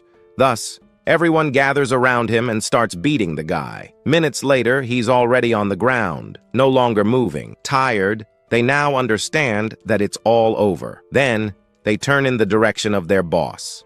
At this moment, their boss asks them to move these medicines with priority as quickly as possible to the designated location, no matter what.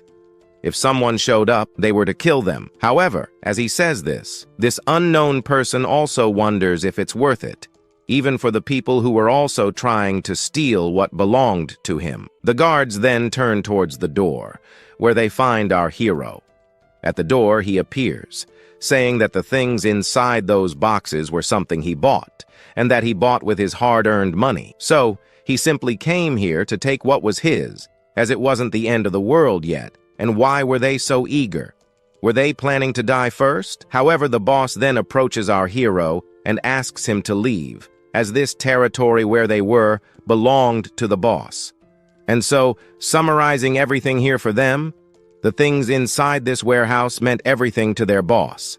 Up until the moment when these items inside the warehouse wouldn't leave here, he just asks him to turn around and leave the place. After saying this, he then approaches the guards and asks them not to say those things anymore. Also, What they said wasn't a nice thing to say. Then he gets closer and closer to the guards and asks them to give him a minute. Moreover, if by any chance they wanted to give up, it would be better to give up now, or they would face not-so-good consequences. Then, advancing, he approaches the corpse of that guy who was just dust on the ground. He notices that the transformation was about to happen.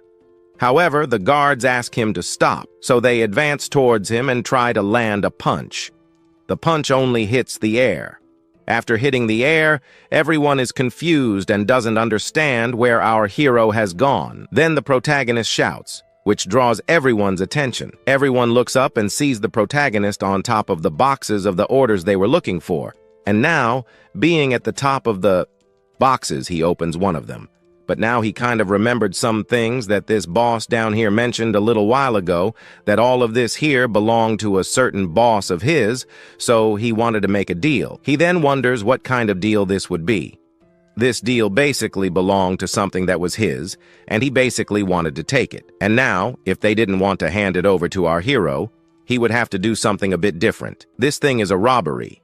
But upon mentioning this, the guards then end up firing some bullets in the direction of our hero. Explosions and gunfire noises are heard from afar inside that cabin. Meanwhile, the scene is already cut to another day in a mansion. Inside the mansion, someone wonders what was going on, and here we are, introduced to this gassy girl who ends up questioning why the medicine she had asked to be borrowed from her little friends without the intention of returning was no longer there. And how is it that all the resources she also asked to be taken in the same way as before were basically stolen from him? For this, the boss and his subordinate try to give an excuse, saying that this person has superpowers. That was no ordinary person. He was literally a monster. And so monstrous was he that some people from his group suddenly disappeared inside the warehouse. He basically sucked the guy and his companions into another dimension. And after a long time of fighting, they opened the warehouse to see what was happening. However, nothing was found inside, neither their companions nor the supply boxes. So this girl kind of understands what happened, but now she wonders what the name of this unknown person could be. They first end up checking the reaction of this person. He was better known as Shanann. Now she tries to remember who this guy might be, but she doesn't know. However, what she does know is that now there is someone else with the same power she herself has. Maybe our protagonist has the same type of dimension that she does. And now, if she has a chance, things might change. But for the moment, her companion ends up acting a bit strange, and she even begins to suspect these things. But she doesn't ignore them too much because shortly after, he drops dead to the ground. Then we discover that even though out of nowhere he decided to take a certain medicine to kind of undo the monster mutation, it was already too late. He had basically already transformed into a monster. And now, with that said, she asks for her other Cyrus to grab this guy and throw him into the fire, because even if someone comes into contact with this person, even if it's just with his blood, they will be infected. He was going to do this until he sees his boss then getting up. After that, he starts running toward this unknown girl. But the unknown girl simply snaps her fingers, and moments later, the windows of her room end up being opened. After this, tree roots invade her room completely, and those roots go in the direction of this guy who was now mutated. That ends up sucking everything he had inside him, not just sucking but also tearing him into pieces. After that, those roots that grab that guy kind of pull him into the forest. After he is sucked into a totally suspicious and unknown place, she ends up asking this other guy to take care of things now, because now the world will have some different things happening. So, she only asks for them to prepare themselves, and she also already asks for her guards to go look for the items from the warehouse that disappeared. She herself the items weren't too far away, so looking for them, it's likely they'll be found. And she also asks for them to call the others, and for the others to stay mentally prepared, since the end of the world was already approaching, and that wasn't a good thing. Meanwhile, elsewhere, we observe someone taking some food. At this moment, our hero asks her to eat that thing since the air there wasn't as it used to be. So now, he only asks her to use it daily, taking 3 shapings a day. She wouldn't be able to transform into monsters or things like that. However, she still feels worried about what was happening, so she asks our hero what was really going on.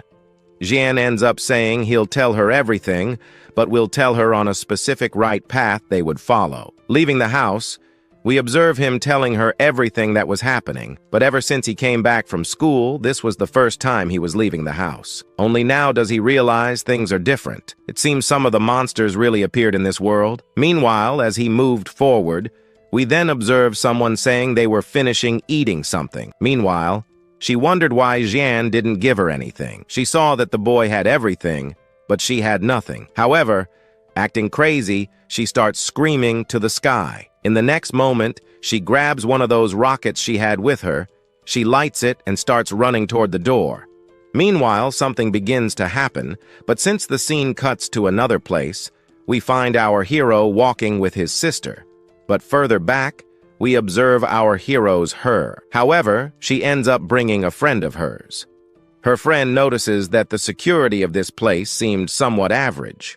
For that, our hero's her says that here there's a man as strong as Shannon, and for her it didn't mean much to have good security. And if it's bad, it doesn't matter either, since from now on, she bought an apartment here, and now it belongs to them. Her mother even said she didn't care much about what she was imagining, since now she has a gigantic apartment. If she's happy with that, it's good, as she's also beautiful, and she can win Jian back whenever she wants. For her, she was even deluded, saying that Jian was basically in love with her looks. The last time, he ended up giving her something suspiciously expensive. Although the last time he was a bit rude to her, she saw he was still her simp. So if something happens, she just needs to go to him, and maybe he'll protect her. Also, considering Xian can bow down to her Roman exit again, the two of them will basically be able to control Roventa and the Rain with their powerful abilities. Now deluded with such power, and even though the Senju house was stolen by our hero, he's still her boyfriend, so everything that happened there can basically be forgotten with his presence. What she really needs to do is just provoke Senju a bit, and with that, basically, everything that happened with Senju will be forgotten. Meanwhile, we observe her mother pointing in the direction of a taxi and asking her daughter to look, as she saw that Shan was now following his own path. She enters another car and tells her to follow that taxi since now, for them, Jian was a very useful treasure. From now on, the two of them have the following goal of not letting any other woman get close to our hero. After half an hour, our hero finally arrives at a zoo. But upon arriving at the zoo, we observe an angry father with one of the zoo employees saying that, "Your son almost lost his face there, one of the animals inside the zoo." However, the employee says that all of this was an accident. The animals may have attacked him for a certain reason. But ignoring this background, we observe our hero. And that said, we observe Shihan's sister understanding everything that was happening. Most likely the animals are angry here. It is one of the reasons why the end of the world was about to arrive. So, our Jia didn't need to explain that to her already, and that said, the end of the world would be about to arrive. Humans would turn into monsters or zombies. Others would survive or transform into mutants or gain superpowers. And already his brother managed to wake up a little earlier, awaken his power. And it seems his power is to see the future. He then only agrees with her since he does not want to tell his sister what really happened in the future. But now his sister is confused. They should survive, so they were going to a zoo to hide. Basically, they had a good moment, but there was still time. They needed to find certain things to help them survive the end of the world. Then Sean is helping her unlock a power of her own, since even at the end of the world, he cannot protect his sister completely. Because in an apocalypse, anything can happen. That said, then he will do everything to help her, and for that, her brother will make her become the strongest person in this world. Thus, she is both happy and unhappy to know that our hero will also give her power, but becoming stronger than him is something she does not want. However, our hero has arrived at the place where they so wanted to go, but as soon as they enter that part of the zoo, in the background, we observe then that one there, along with her mother, now at the zoo. She wonders why Shihan was here at the zoo, but her mother has a good idea. She asks her daughter to follow Shihan and find him, and they make it basically an unexpected encounter. Then, to make this meeting become something more than perfect, she begins to touch up her makeup. Meanwhile, suddenly, from behind, some slightly demonic llamas glare at her. However, already at the turtle's temple, we observe our hero advancing while our little fox gives some tips that right ahead, advancing a little, there is something quite special, and she can feel it. Already from the other place, our bear ends up saying that Lo Ray hates more than ever fighting against this kind of thing. It was tough and resistant. Ignoring that, our protagonist ends up kind of following the path where he finally finds what he wanted so much. Then they advance while they encounter a somewhat ancestral turtle on a rock looking at the sky. At this moment, when our hero encounters this ancestral turtle, we observe then the bear and the fox appearing. The two say that this was the bastard of 1,000 years. At this moment, she says there that this turtle lives more than 100 years or more than 1,000, and that her zoo was built, even giving a specific name to this turtle. Currently, no one has managed to discover the age of this turtle, but the name they gave was simply Nanny. Then here, that little fox begins to comment that this turtle in its past life was very powerful, since in its previous life, this turtle decided to go head-to-head against some gods. The gods clearly tried to face this turtle to see what would happen, but in the end, none of the gods managed to break the armor that is the shell of this turtle, and in the end, no gods could confront and defeat this turtle. After hearing this, our Shian ended up kind of thinking that if he could get this turtle to be there by our Xiaoyan's side, it would be basically absolutely impossible for any monster or person to try to interfere in her life. So he approaches the turtle, trying to recognize it as an ancient master. But at this moment, when he speaks about this, it slowly looks in his direction. After this, he activates his magic eye, where he then begins to use magic there to help it. That he realizes that she was terribly hungry. With this hunger, she could throw a party of magical powers.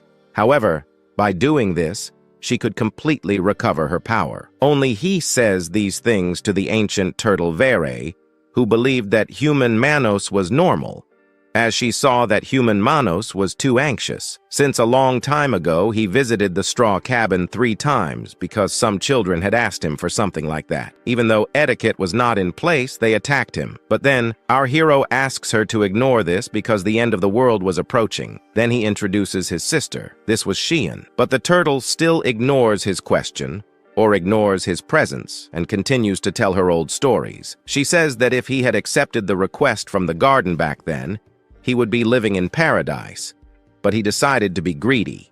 Now they find themselves in a cage, a zoo. However, this happened hundreds of years ago. Compared to his lifespan of more than 3,000 years, this was like minutes to him. When he said he was 3,000 years old, the two who were in his dimension became happy about it because they knew that if they devoured a piece of this turtle's soul, they could live for more than 3,000 years. Just like the turtle. But our hero asks them not to be so greedy. Then our hero again asks the turtle something. This was so she could protect his sister in exchange for everything she wanted. The turtle said she wanted nothing because as soon as the world ended, the turtle would also suffer the consequences of the world's end. But upon saying this, our hero says there's a chance to survive, as this little turtle could be placed in the demon suspension tower. However, upon hearing this, the turtle becomes different. She remembers something as if she could also see the dimension our hero was in. Thus, the turtle had a vague memory of a person in the past, telling her that the opportunity of Shuan had risen a bit in level, and the place of the fierce thunder was about to come. This was something she didn't like. So, she activates an aura and starts wondering if her end would be here, being sucked into a dimension she barely knows exists. Again, she asks a question. Who is this boy? The boy with yellow hair. How could he be in control of the prison? A prison like that. A cruel prison. After saying this, the scenes cut to another place where we see of our hero, who was touching up her makeup. Suddenly, one of those Hamas bit her hair. However, with just one pull, half her hair came off, and we discovered here that all this time, she had been wearing some kind of wig. She then gets irritated upon seeing that these creatures were stealing her precious thing. But then these creatures spit it inside their mouths. She yells for these creatures to give back her wig. But suddenly, she realizes that something was really happening deep in the forest. The turtle continues to say that although the end of the world is too scary, she says that our hero won't be able to sustain all the years of life she has lived. She just asks him to give up and stay here. Besides, why should this ancestral turtle be helping someone like him? Thus, she jumps on top of our hero with the aim of crushing him. Meanwhile, our hero raises his hand and then holds the turtle's shell, managing to hold her weight for a few minutes. But there's that issue. Our story continues with those llamas spitting some saliva in the direction of that group, which for us has been a bit problematic. Those pakas made a really angry spit at them, and they kept just asking for that thing to stop. However, they don't have much time to stay around here, as they need to look for our Shannon. The last time they saw Shannon, he was entering the territory of those turtles. So they start walking around, believing that advancing a little more, they will finally find our protagonist. However, as they move forward, one of them, the mother of that girl, accidentally steps on something that ends up making her foot sticky. She gets up and wonders what that thing could be. Her daughter simply looks back, but, well, that thing already dirtied her foot. So, the mother takes her dirty foot and wipes it off on the shell of a turtle. Now that she's cleaned up, she moves forward. But as we look at that turtle, we notice its eyes are red. She comments that if they removed some of those leaves, they might finally see Shannon. Now that she has planned everything, it's quite likely that when Shannon sees her, her heart will leap out with innocent joy. Then she pulls to the side a tree that ended up being a bit of a surprise. After pulling the tree, it turns out to be a somewhat giant turtle. At that moment, as the turtle sees her arm dangling, it simply opens its mouth and gives a basic little bite. Being bitten by that turtle, she just screams because, like it or not, turtles have small teeth, but those teeth are very strong, and the biting force of their mouth is very high as well. Her mother couldn't scream. Otherwise, Shannon would see the two of them messing around. But it didn't help, as those turtles appeared one after another, and there, biting that one until they couldn't anymore. At that moment, they couldn't do anything else. But even so, they tried to leave the place.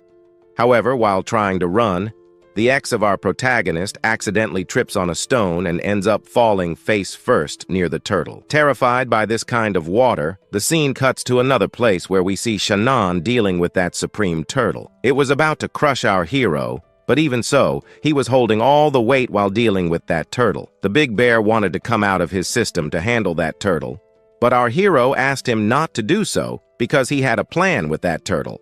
So, he ends up kind of forcing himself a little more, but his strength doesn't help at all, as he ends up falling to his knees.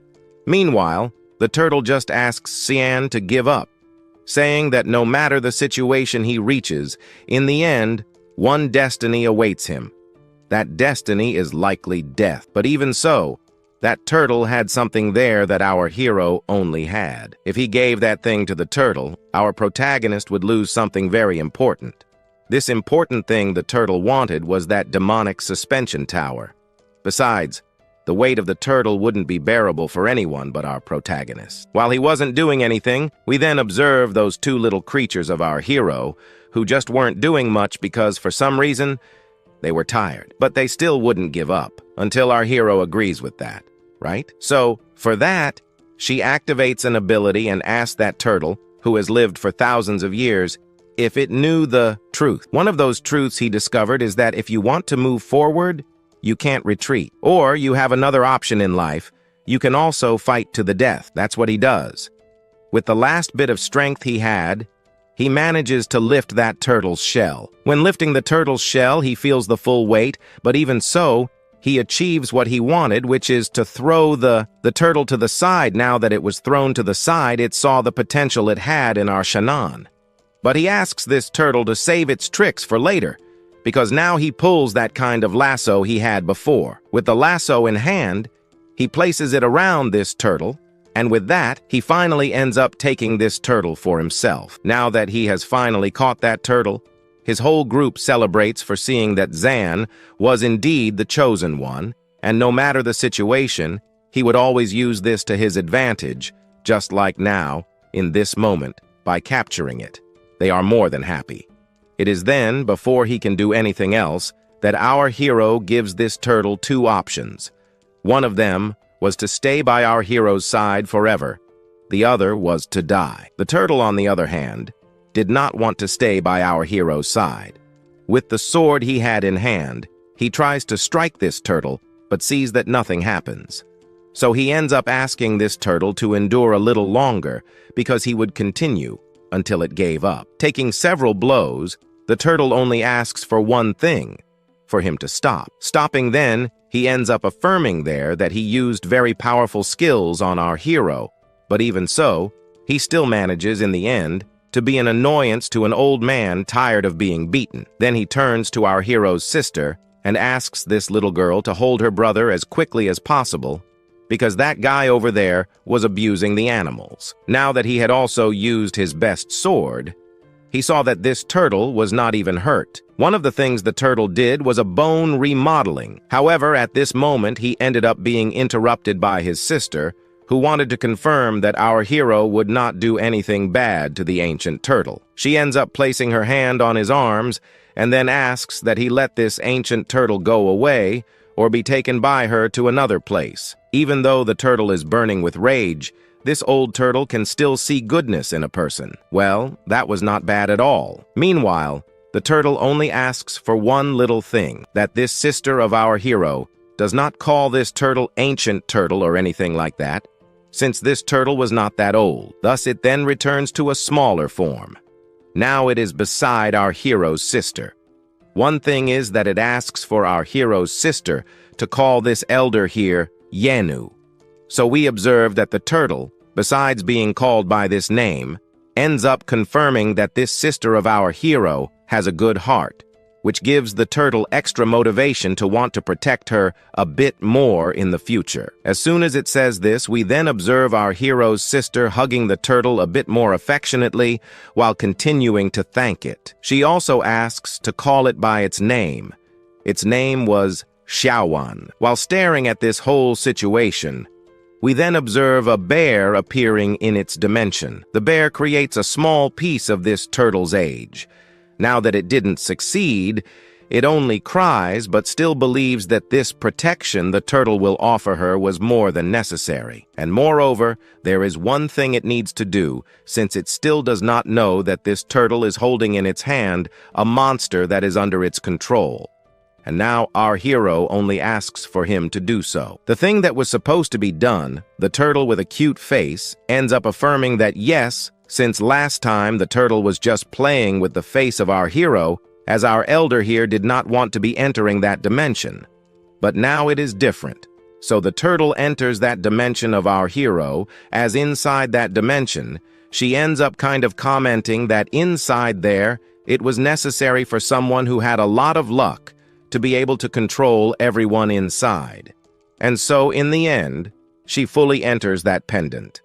As soon as she entered inside that pendant, we observe inside that now our turtle was trapped inside a cage. Now that this old turtle is trapped inside this dimension, she is doing the favor of everything following the orders of our protagonist. Thus, it is done, as at this moment, the original body was with his sister, so that if something dangerous happened, it was necessary for him, the turtle, to go with full potential after that original body of his to protect his sister. The turtle, on the other hand, simply agrees, and in this way, the safety of our Xiaowan is completely secure, and now he can finally focus on other things. While thinking about what he should focus on first, an explosion suddenly appears in the background, scaring everyone, including the group of our protagonist. To avoid being caught by that wave of explosion, he ends up jumping on top of a tree. On top of the tree, he was wondering what it was when he saw several glowing eyes.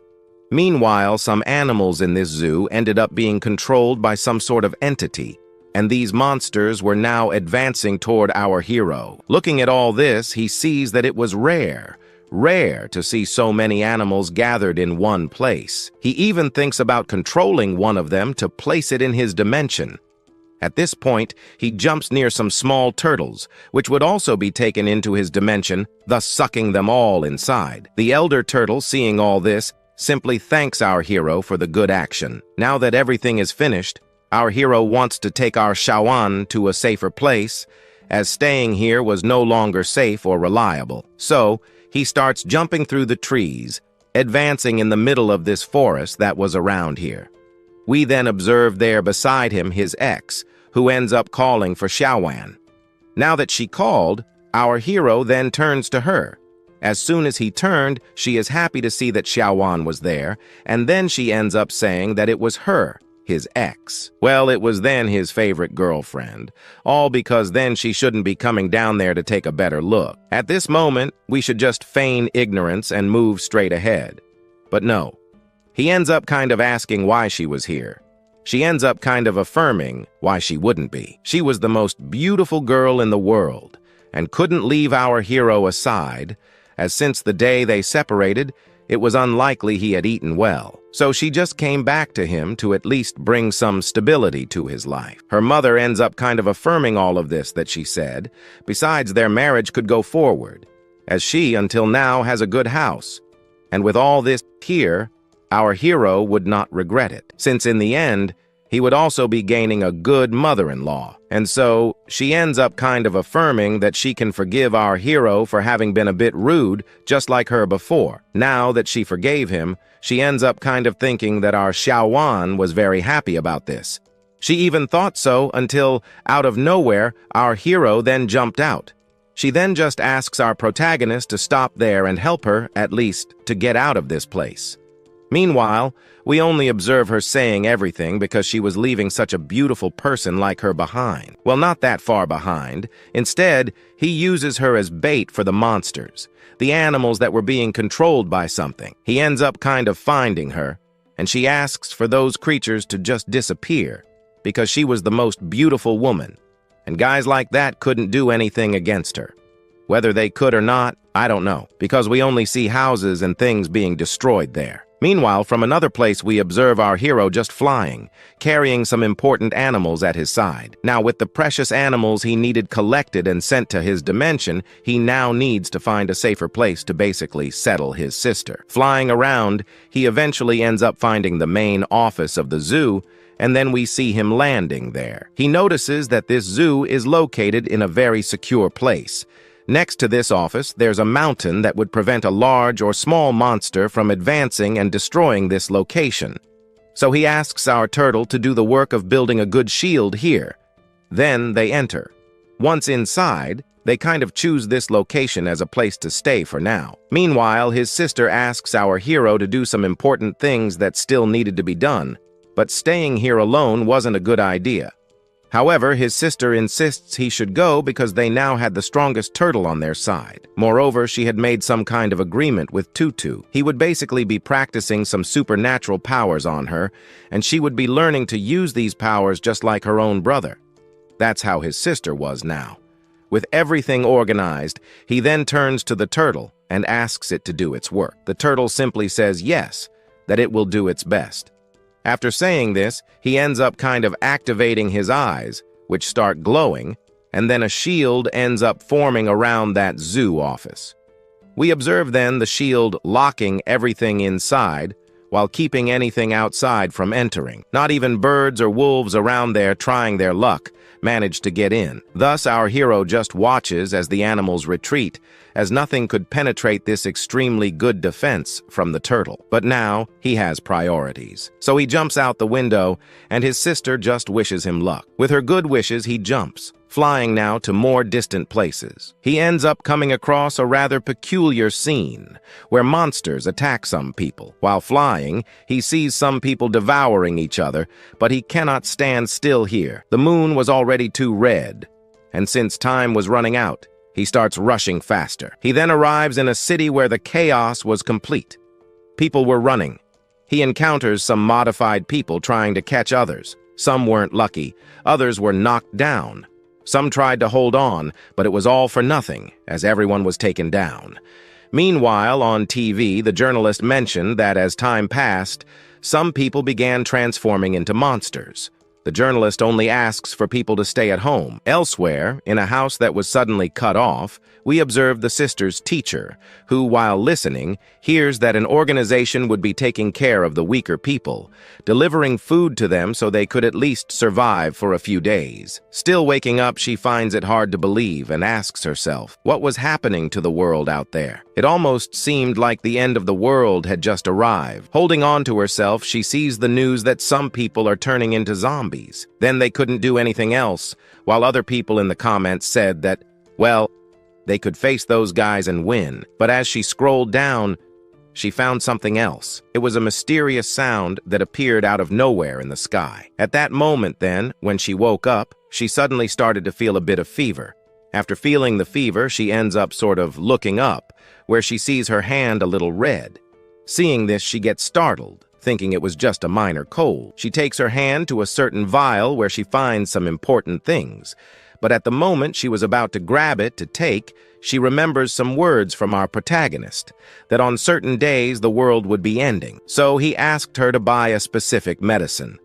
Remembering this, she tries to reach for that thing. Grabbing the vial, she tries to take out at least one pill, but what was trying to take over her body almost leaves her unconscious. However, giving up was not an option for her. She manages to grab a pill and ends up putting it in her mouth, swallowing it. But time had run out. Our story today continues with our protagonist staring at this red moon in front of him, but minutes later, he descends and starts looking at some things on his cell phone. He knows there is only 1 hour left until the mini-god appears because, in his past life, a superior god appeared, but before that, the mini-god showed up first. However, this mini-god caused a lot of destruction. When people saw this mini-god, they entered a state of panic, but now, for now, he wants to focus on something else. What he's looking for is basically a way to defeat this mini-god to obtain good items. If he succeeds, he will become very strong, but now he has priorities. Cultivating. At that moment, he sits on the ground, and a lotus flower appears in front of him as he begins to cultivate. Minutes later, he opens his eyes because he has managed to create a good foundation in his cultivation. However, he needed to find a better lotus, one that could make him extremely powerful. Through the foundation of magical stones or supernatural energies, he managed to achieve a very good advancement, and after a fusion with that ancient turtle, he became much more powerful, gaining extremely high defense. Now that he has achieved all this, he only waits for one thing: the monsters to appear. The moment he longed for finally happens when, looking up, he notices the moon turning even redder. Suddenly, a shadow appears. Thinking he would have to fight alone, he is surprised by a few people appearing behind him at the door. These individuals, upon seeing our protagonist, become somewhat frantic since they are basically in a private area. The guards try to approach him to apprehend our hero. As they advance, others question how he managed to reach the floor since the elevator was locked. Ignoring these questions, he suddenly gets punched in the face. He realizes that today there were some crazy people trying to steal his precious money. After taking the punch, he moves forward, but the man in front of him asks him to do his job. As he approaches our protagonist, trying to take action, they all stop as they realize something is terribly wrong. The moon grows larger and more powerful, and then, out of nowhere, a hand emerges from it. This hand suddenly transforms into a minotaur. The minotaur, with the strength of 2 betrayals, essentially emerges from that dimension. The minotaur then leaps onto the building where it finds its first victim, the arrogant man from earlier. He can do nothing as he is already on the ground. He begs his companions, who were scolded just moments before, to take care of and protect him, but it is useless. The Minotaur, upon seeing the man groaning beneath him, simply grabs him by his stained weapon and slashes him with a massive, devastating cut, slicing the man into 2 parts. At that moment, as the Minotaur dismembers him, his companions begin to tremble with fear. They do not want to stay there and start running in the opposite direction, trying to escape the Minotaur. However, as soon as the Minotaur sees them fleeing, it begins to chase after the group. They stand no chance. All who were present were massacred and defeated by the Minotaur. Meanwhile, the Minotaur sees another target, our protagonist. As it approaches, our MC observes how this world was filled with many insects, and this time, the insect had 4 wings. Legs were going to try their luck like this when the Minotaur lifts one of its hooves and ends up sort of stepping over him. It ends up completely crushing the ground, and our protagonist was crushed along with it. However, our hero, using just one hand, kind of manages to stop that stomp with one hand.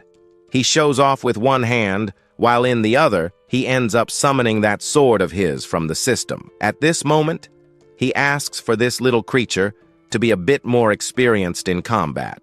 On the other hand, we just see the reaction of this Minotaur, not believing that it was about to be defeated by a mere human. Then our protagonist, with his sword that he summoned from the system, advances toward the Minotaur, making several cuts on it.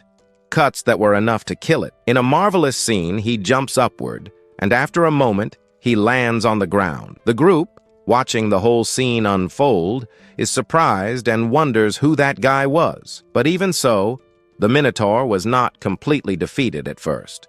The Minotaur had kind of entered this world trying to find some fun, and in the end, it thought it wouldn't find any. But it did. It found our protagonist. This amused it, and so it raises its axe again and charges at our hero with the intent to hit him. But once again, it ends up hitting the ground instead, as our protagonist, with extreme speed, manages to dodge that axe that was about to hit him. Seeing this situation, the Minotaur becomes startled. Meanwhile, on the other side, our protagonist notices that it was way too excited, so he decides to take one of its legs. After saying this, he advances toward the Minotaur. A little higher up, we see the Minotaur opening its mouth to try to bite him, but he kind of dodges upward, going as high as possible. He points his finger, causing that sword to disappear, and moments later, that thing appears again, right in front of the Minotaur's eyes, hitting both of its eyes completely. Now blind, he then uses that flaming sword he managed to summon from the system again. As soon as he grabs that sword from the system, he charges toward the Minotaur. Now closer, he does what he promised earlier, cuts off one of its legs. But to tell the truth, he only cut off one of its arms, slicing it from the side. The Minotaur then turns to face our hero and wonders what he just did. However, it wasn't done playing yet. Once again, it draws that flaming sword from the system. And right after that, he asks the Minotaur to relax a bit.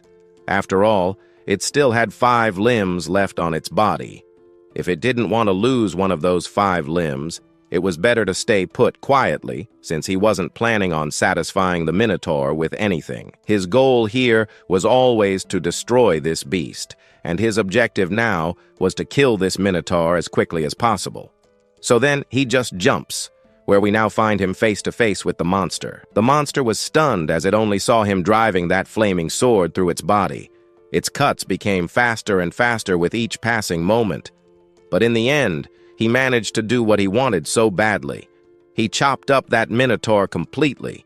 The little creature ended up cut into pieces. Now that he had finally defeated, or perhaps killed, this Minotaur, he thought the fight might have lasted longer. But no, the monster was very weak. It didn't even put up much of a fight. For his amusement then, at this moment, we observe him approaching the monster. Now that he got closer, he demanded that the monster exist, and in the end, accept its only destiny, to be basically sent to its dimension. Its fate had no other choice, and so in the end, it was sent to that dimension. Now in the dimension, we see the Minotaur having a cool encounter with the other monsters that were already trapped there. The moment he entered this dimension, he was sucked in within just a few minutes and sent straight to that tower. Our hero was even slightly startled by this, but he already knew the situation. Even after beating the Minotaur to death, it refused to become an ally of our hero. But as soon as it was sent to that dimension, it looked at the tower, and upon seeing it, it felt tremendous fear. In the end, it resorted to its last available choice, which ultimately turned out to be useful. This act increased its attack power by 5%. And its flame power also grew by 5%.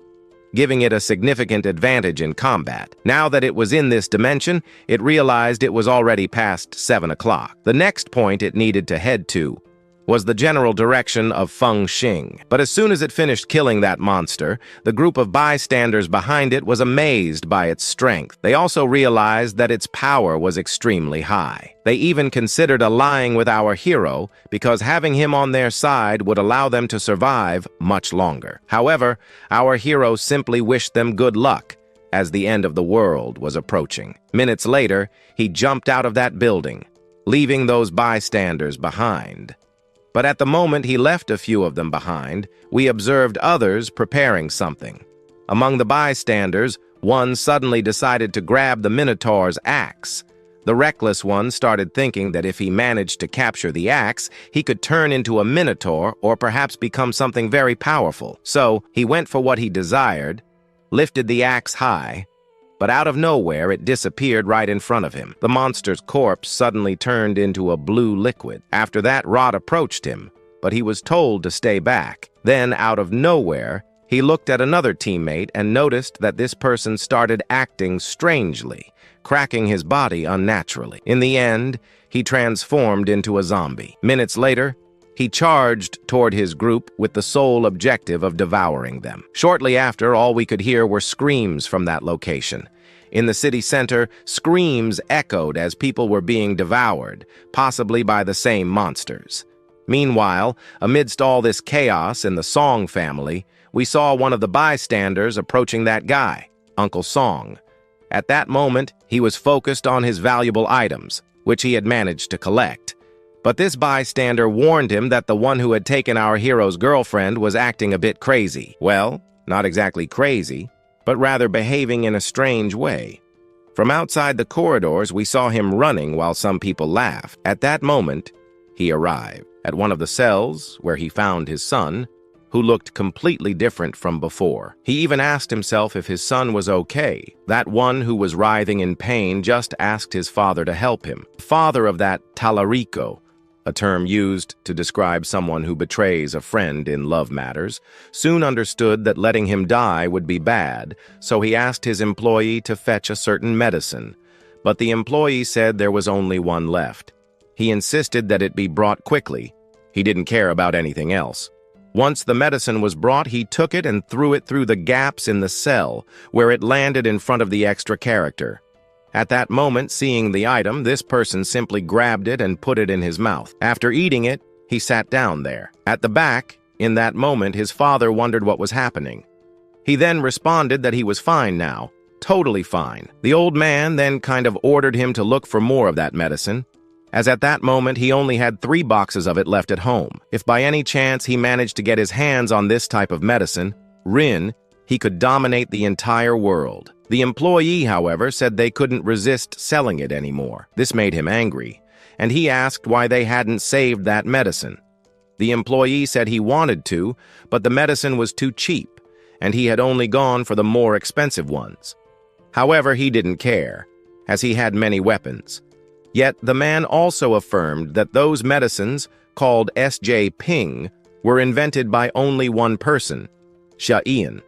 Upon hearing that name, he placed his hand on his chest and realized that Xiaoyan had made a lot of money, a huge amount, to be able to buy all those medicines. At that moment, they also couldn't just wander outside, as the surroundings were completely overrun by K with no way out. He wondered how he would win. Desperate, now that he had superpowers but no answer, the door imprisoning his son ended up being broken open. Everyone was startled, and Uncle Song wondered if his son was okay. He walked out and said yes. Now he was better than fine. Also, the pain he had felt before had disappeared. Now he also seemed to have gained superpowers. With a punch he ended up cracking the wall in front of him. At that moment, S.Ju ended up not only being cured, but also gaining a power. Now that he saw this, he realized that these S.J. Ping medicines could basically grant you power, but you needed to be contaminated with this new thing that had appeared in their world. He then asked for 3 more people from his group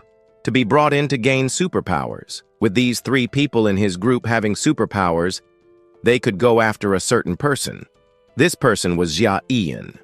After conquering all the medicines Ian had, he could take over the whole world, and the SG family would once again become basically the pillar of everything. Meanwhile, in another place, we then observe that girl whom our hero had helped before. She didn't know that the medicine she had taken earlier would be so effective. The pain she used to have disappeared completely, but even so, she couldn't believe it until, out of nowhere, looking at the bottle, she noticed something happening. Yes, someone was knocking at the door. After someone knocked at the door, she started running toward it, where her sister suddenly appeared. As soon as she appeared, she warned her to be careful because outside there were many zombies. If you were perhaps injured by these zombies, in the end, you could also turn into a zombie. At the end, she opened the door so that she could be safe inside, but she began to open the door when Doata heard a noise coming from the back, knowing it was dangerous. So she opens the door, and at that moment, they both face a huge number of zombies approaching. At that moment, she closes the door again and suggests going somewhere else, but her sister still pleads for help, asking her not to leave her there to die at the hands of those zombies. But at that moment, knowing she couldn't leave her sister behind, she opens the door. As soon as she opens it, she is surprised. Her sister had been scratched on her back. Knowing it might be bad to leave her infected sister inside, she asks herself what happened. She smiles slightly and wonders what really happened, remembering what was said before, that if someone is injured by a zombie, they turn into one. However, her sister insisted she wouldn't turn into a zombie as long as she had a medicine called SJ Ping. Out of curiosity, that medicine was with a certain person. And of course, that person was her sister. But at the moment, they didn't have much time to talk as the zombies were already at the door trying to get to them. She then begins to wonder what would happen if, by chance, she pushed her sister outside. Without time to react, she is shoved outside by her sister, falling right in front of all those zombies. Her sister only asks her to protect herself, closing the door. She begs her sister to open the door and help her, not to leave her there to die at the hands of those zombies, but her sister ignores her completely. We then see her sister gloating slightly.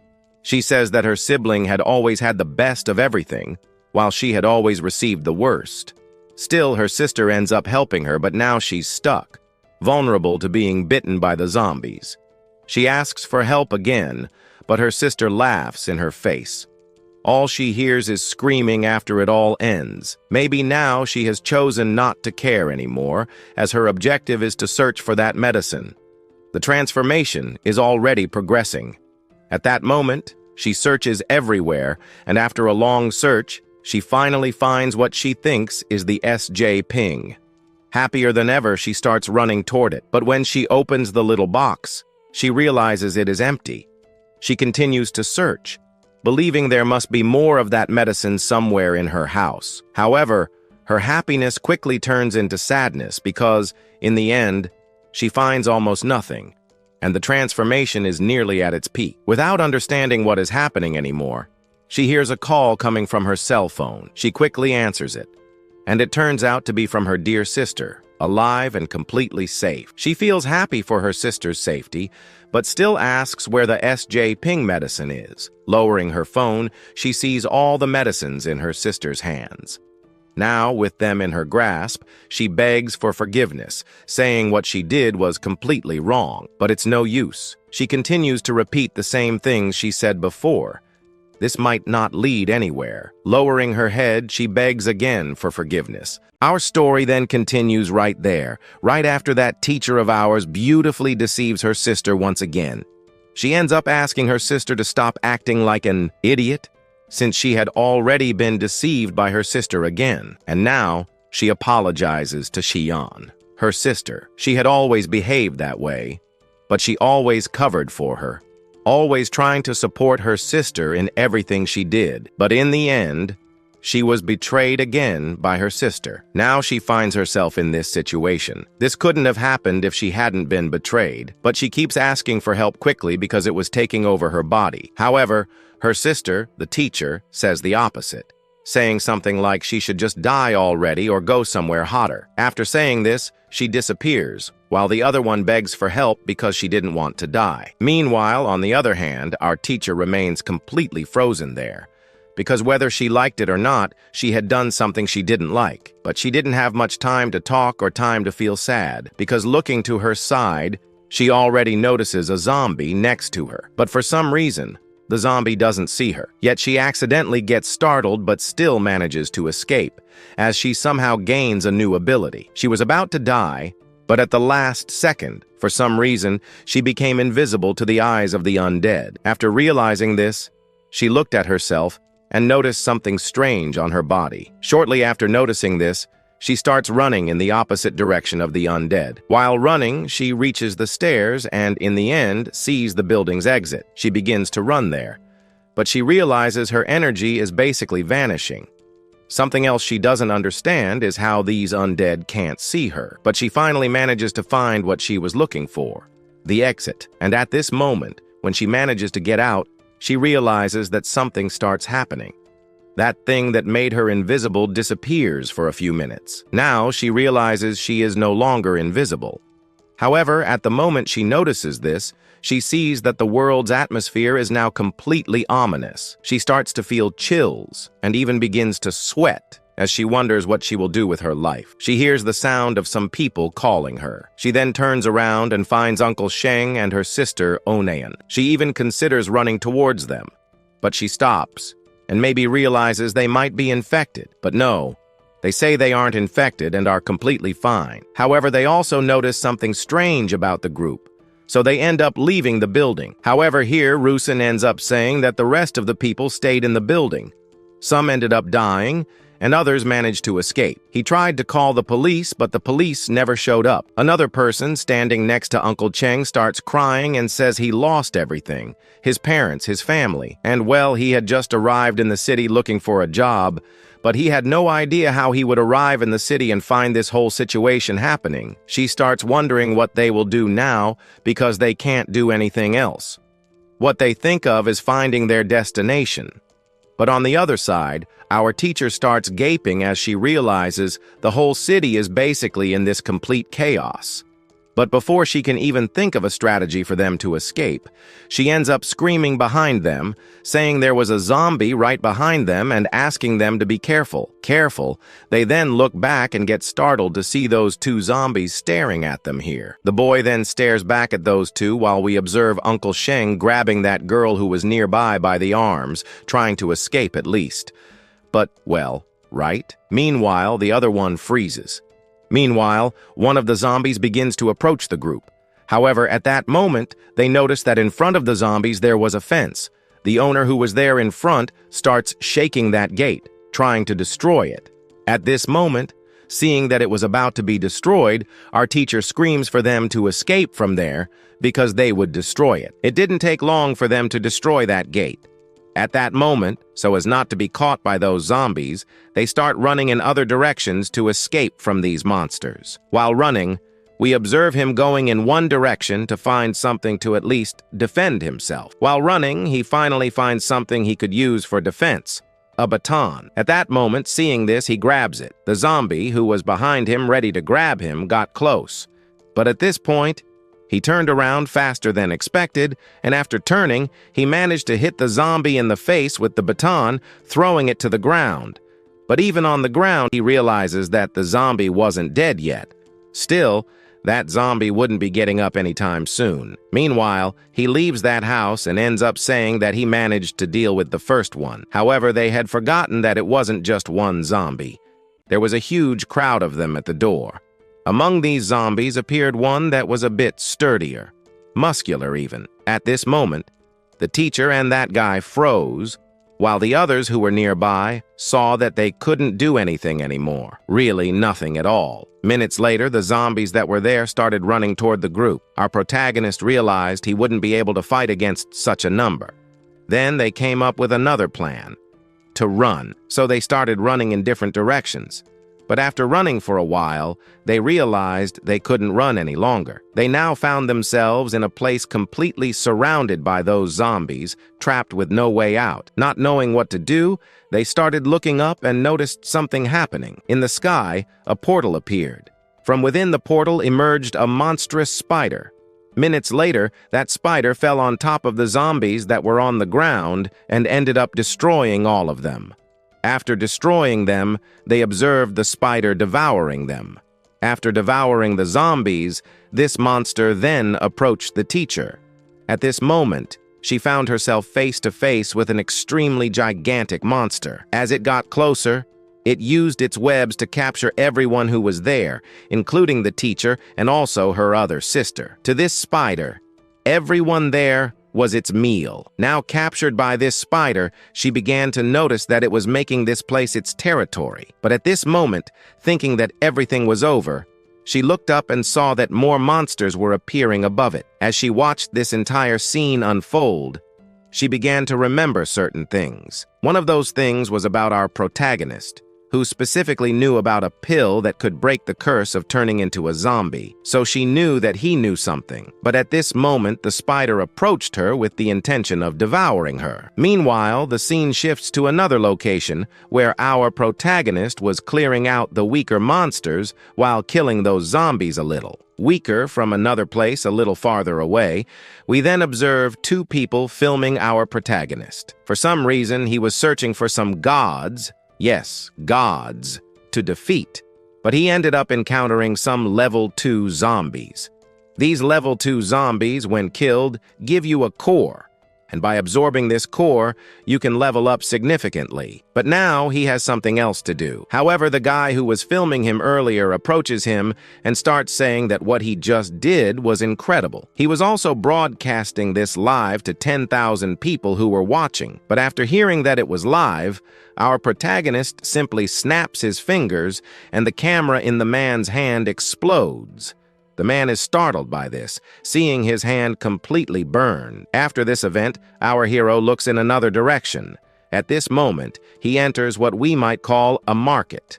Now inside the market, he notices that people have already looted everything inside, so there's nothing left. He moves forward a bit and tries to find a warehouse. Upon entering, he quickly realizes that people had already been there as well and had stolen everything. Before he could leave for a safer place, the people around start asking for his help. He hesitates, but then opens his system and takes out some food, throwing it on the ground. After some time, and after they finish eating, we see the group gathered together. At this moment, they start talking about his kindness for having saved them. However, he somewhat disagrees, saying that he didn't save anyone. They wonder who he is. As earlier, he had entered the warehouse and taken all the best items. For them, he only gave them some instant noodles, but still, they considered that he saved them. However, this didn't convince them of the hero's kindness. Afterward, he gets up and says that they won't be able to eat or drink anything anymore. The food, the water, basically everything is gone. The only things left in the market are no more. Fighting him was difficult since he had superpowers. Not just him, but some people on the internet also had superpowers. Another person forms a theory, saying that perhaps those with superpowers were the ones who created all this chaos in the world. With chaos now reigning, they could do whatever they wanted with the weaker people who didn't have powers. At this moment, one of them points at his friends and says that the hero could help them, not just by aiding them, but also by teaching them how to use power. But no, he simply gave them the noodles and left. However, at this moment, someone appears in the background. This person asks where the man who was just on the broadcast went. When he realizes this, he looks back and sees a crowd of people. He says that the man went to the right. But after saying this, his group starts beating him. Now, on the ground, he asks why they hit him since he had revealed the direction. Looking up, he searches for an instant noodle package. Then he realizes that perhaps, if he wanted that, all he had to do was take it. But after saying those things, he ends up kind of getting kicked in the face. After that, he gets up and heads in another direction. After going in that direction, he grabs one of the zombies that had been defeated by our hero. After getting up, he places it in front of this extra. They ask what he was doing, but he just wanted to do a little experiment. Looking at them, after doing this, he then approached the extra. At that moment, he ended up placing the zombie close to his face, but it didn't last long as the zombie bit him in the face. Lying on the ground, he said what he was doing was a good action for humanity, fighting against the zombies. While he was basically being devoured by it, his friends stood by watching. Those who saw this were scared because minutes later, after he was devoured, he ended up rising again. After that, he did something to the body. After all of that, he ended up pulling a magical crystal from the zombie's body.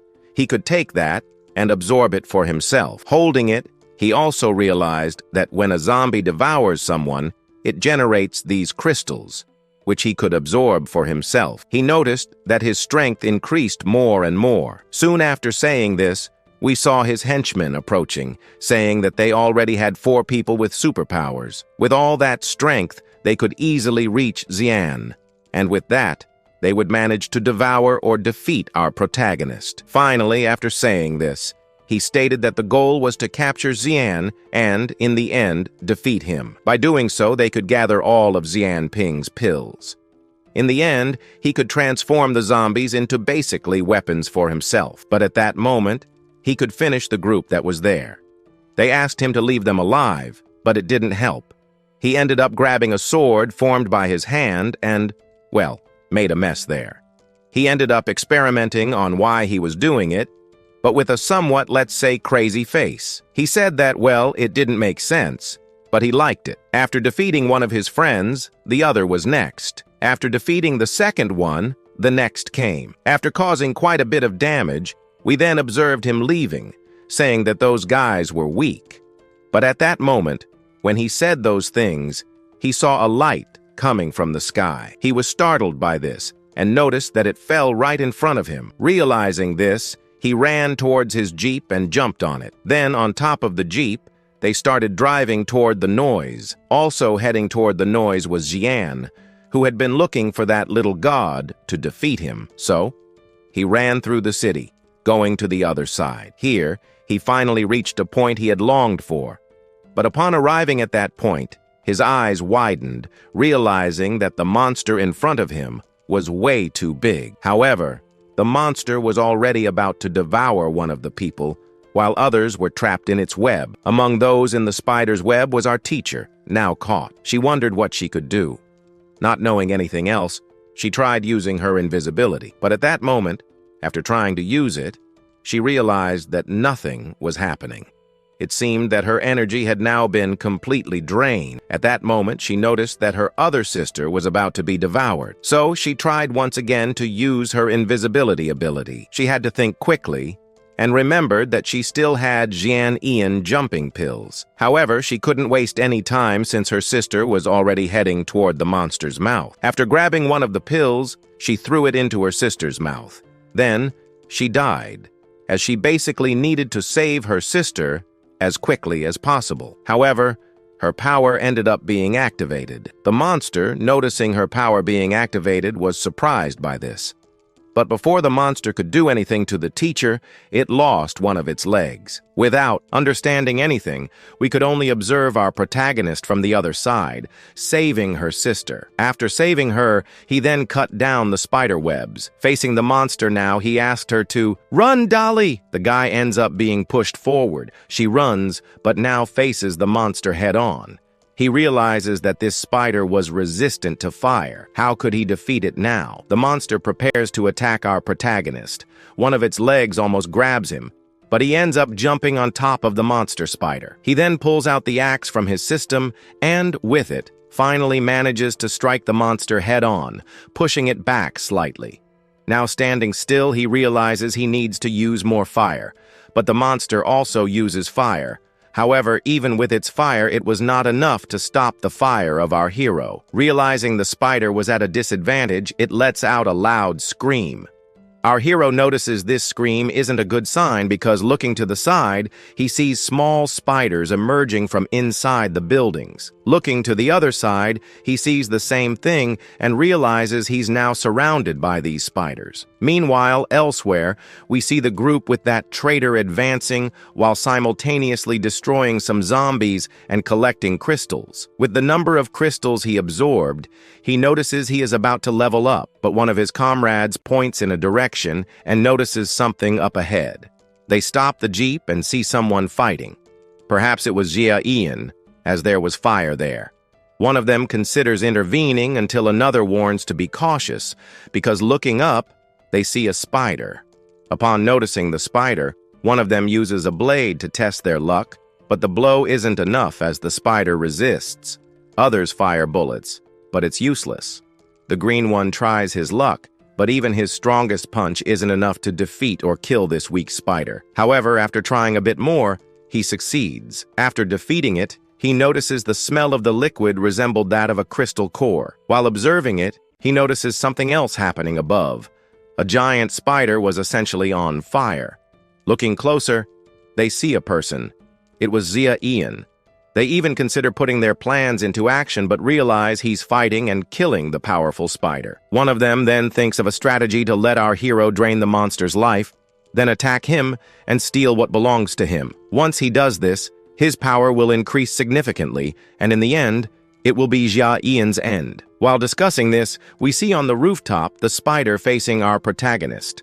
This spider sends its offspring after him, but once again, he pulls out a hatchet from the system and easily destroys the weak spiders. After defeating the weak spiders, he heads toward the stronger spider. However, the spider's web holding him gets burned, causing him to fall to the ground. While falling, he destroys the rest of the remaining spiders. But our protagonist isn't done yet. He lands a few final blows on the boss in front of him. After those strikes, he realizes the spider had already been defeated. After defeating it, he notices in another direction that his ex-friend was there fighting some weak spiders.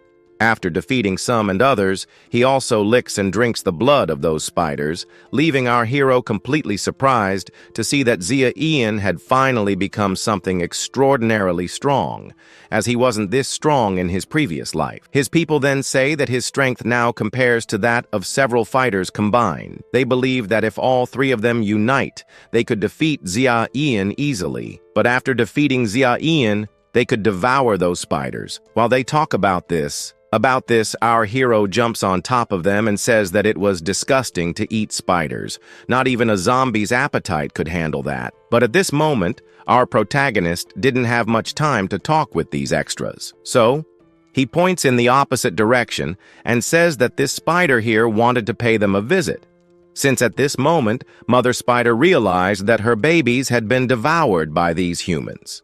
If you want to eat more, you can do so right in front of this stronger monster. Meanwhile, our hero stays in the background watching everything. While this happens, the monster appears in front of the extras. At this moment, they freeze. Not even Wi-Fi connects anymore. However, while devouring some of the spiders, this boys here noticed that their babies were being devoured by these humans, which makes this spider extremely irritated. The spider then begins to attack from various sides. They start defending themselves from all sides as well. Meanwhile, in the background, our hero was basically just dealing with the situation by watching them. As he watched, we then observed that ex-friend of his, the traitor, who ends up saying that by dealing with these powerful monsters here, he would also be dealing with our protagonist. So, he asks him to wait a little. But wait, I think our Xian will... However, if he's going to defeat Xian, that's impossible.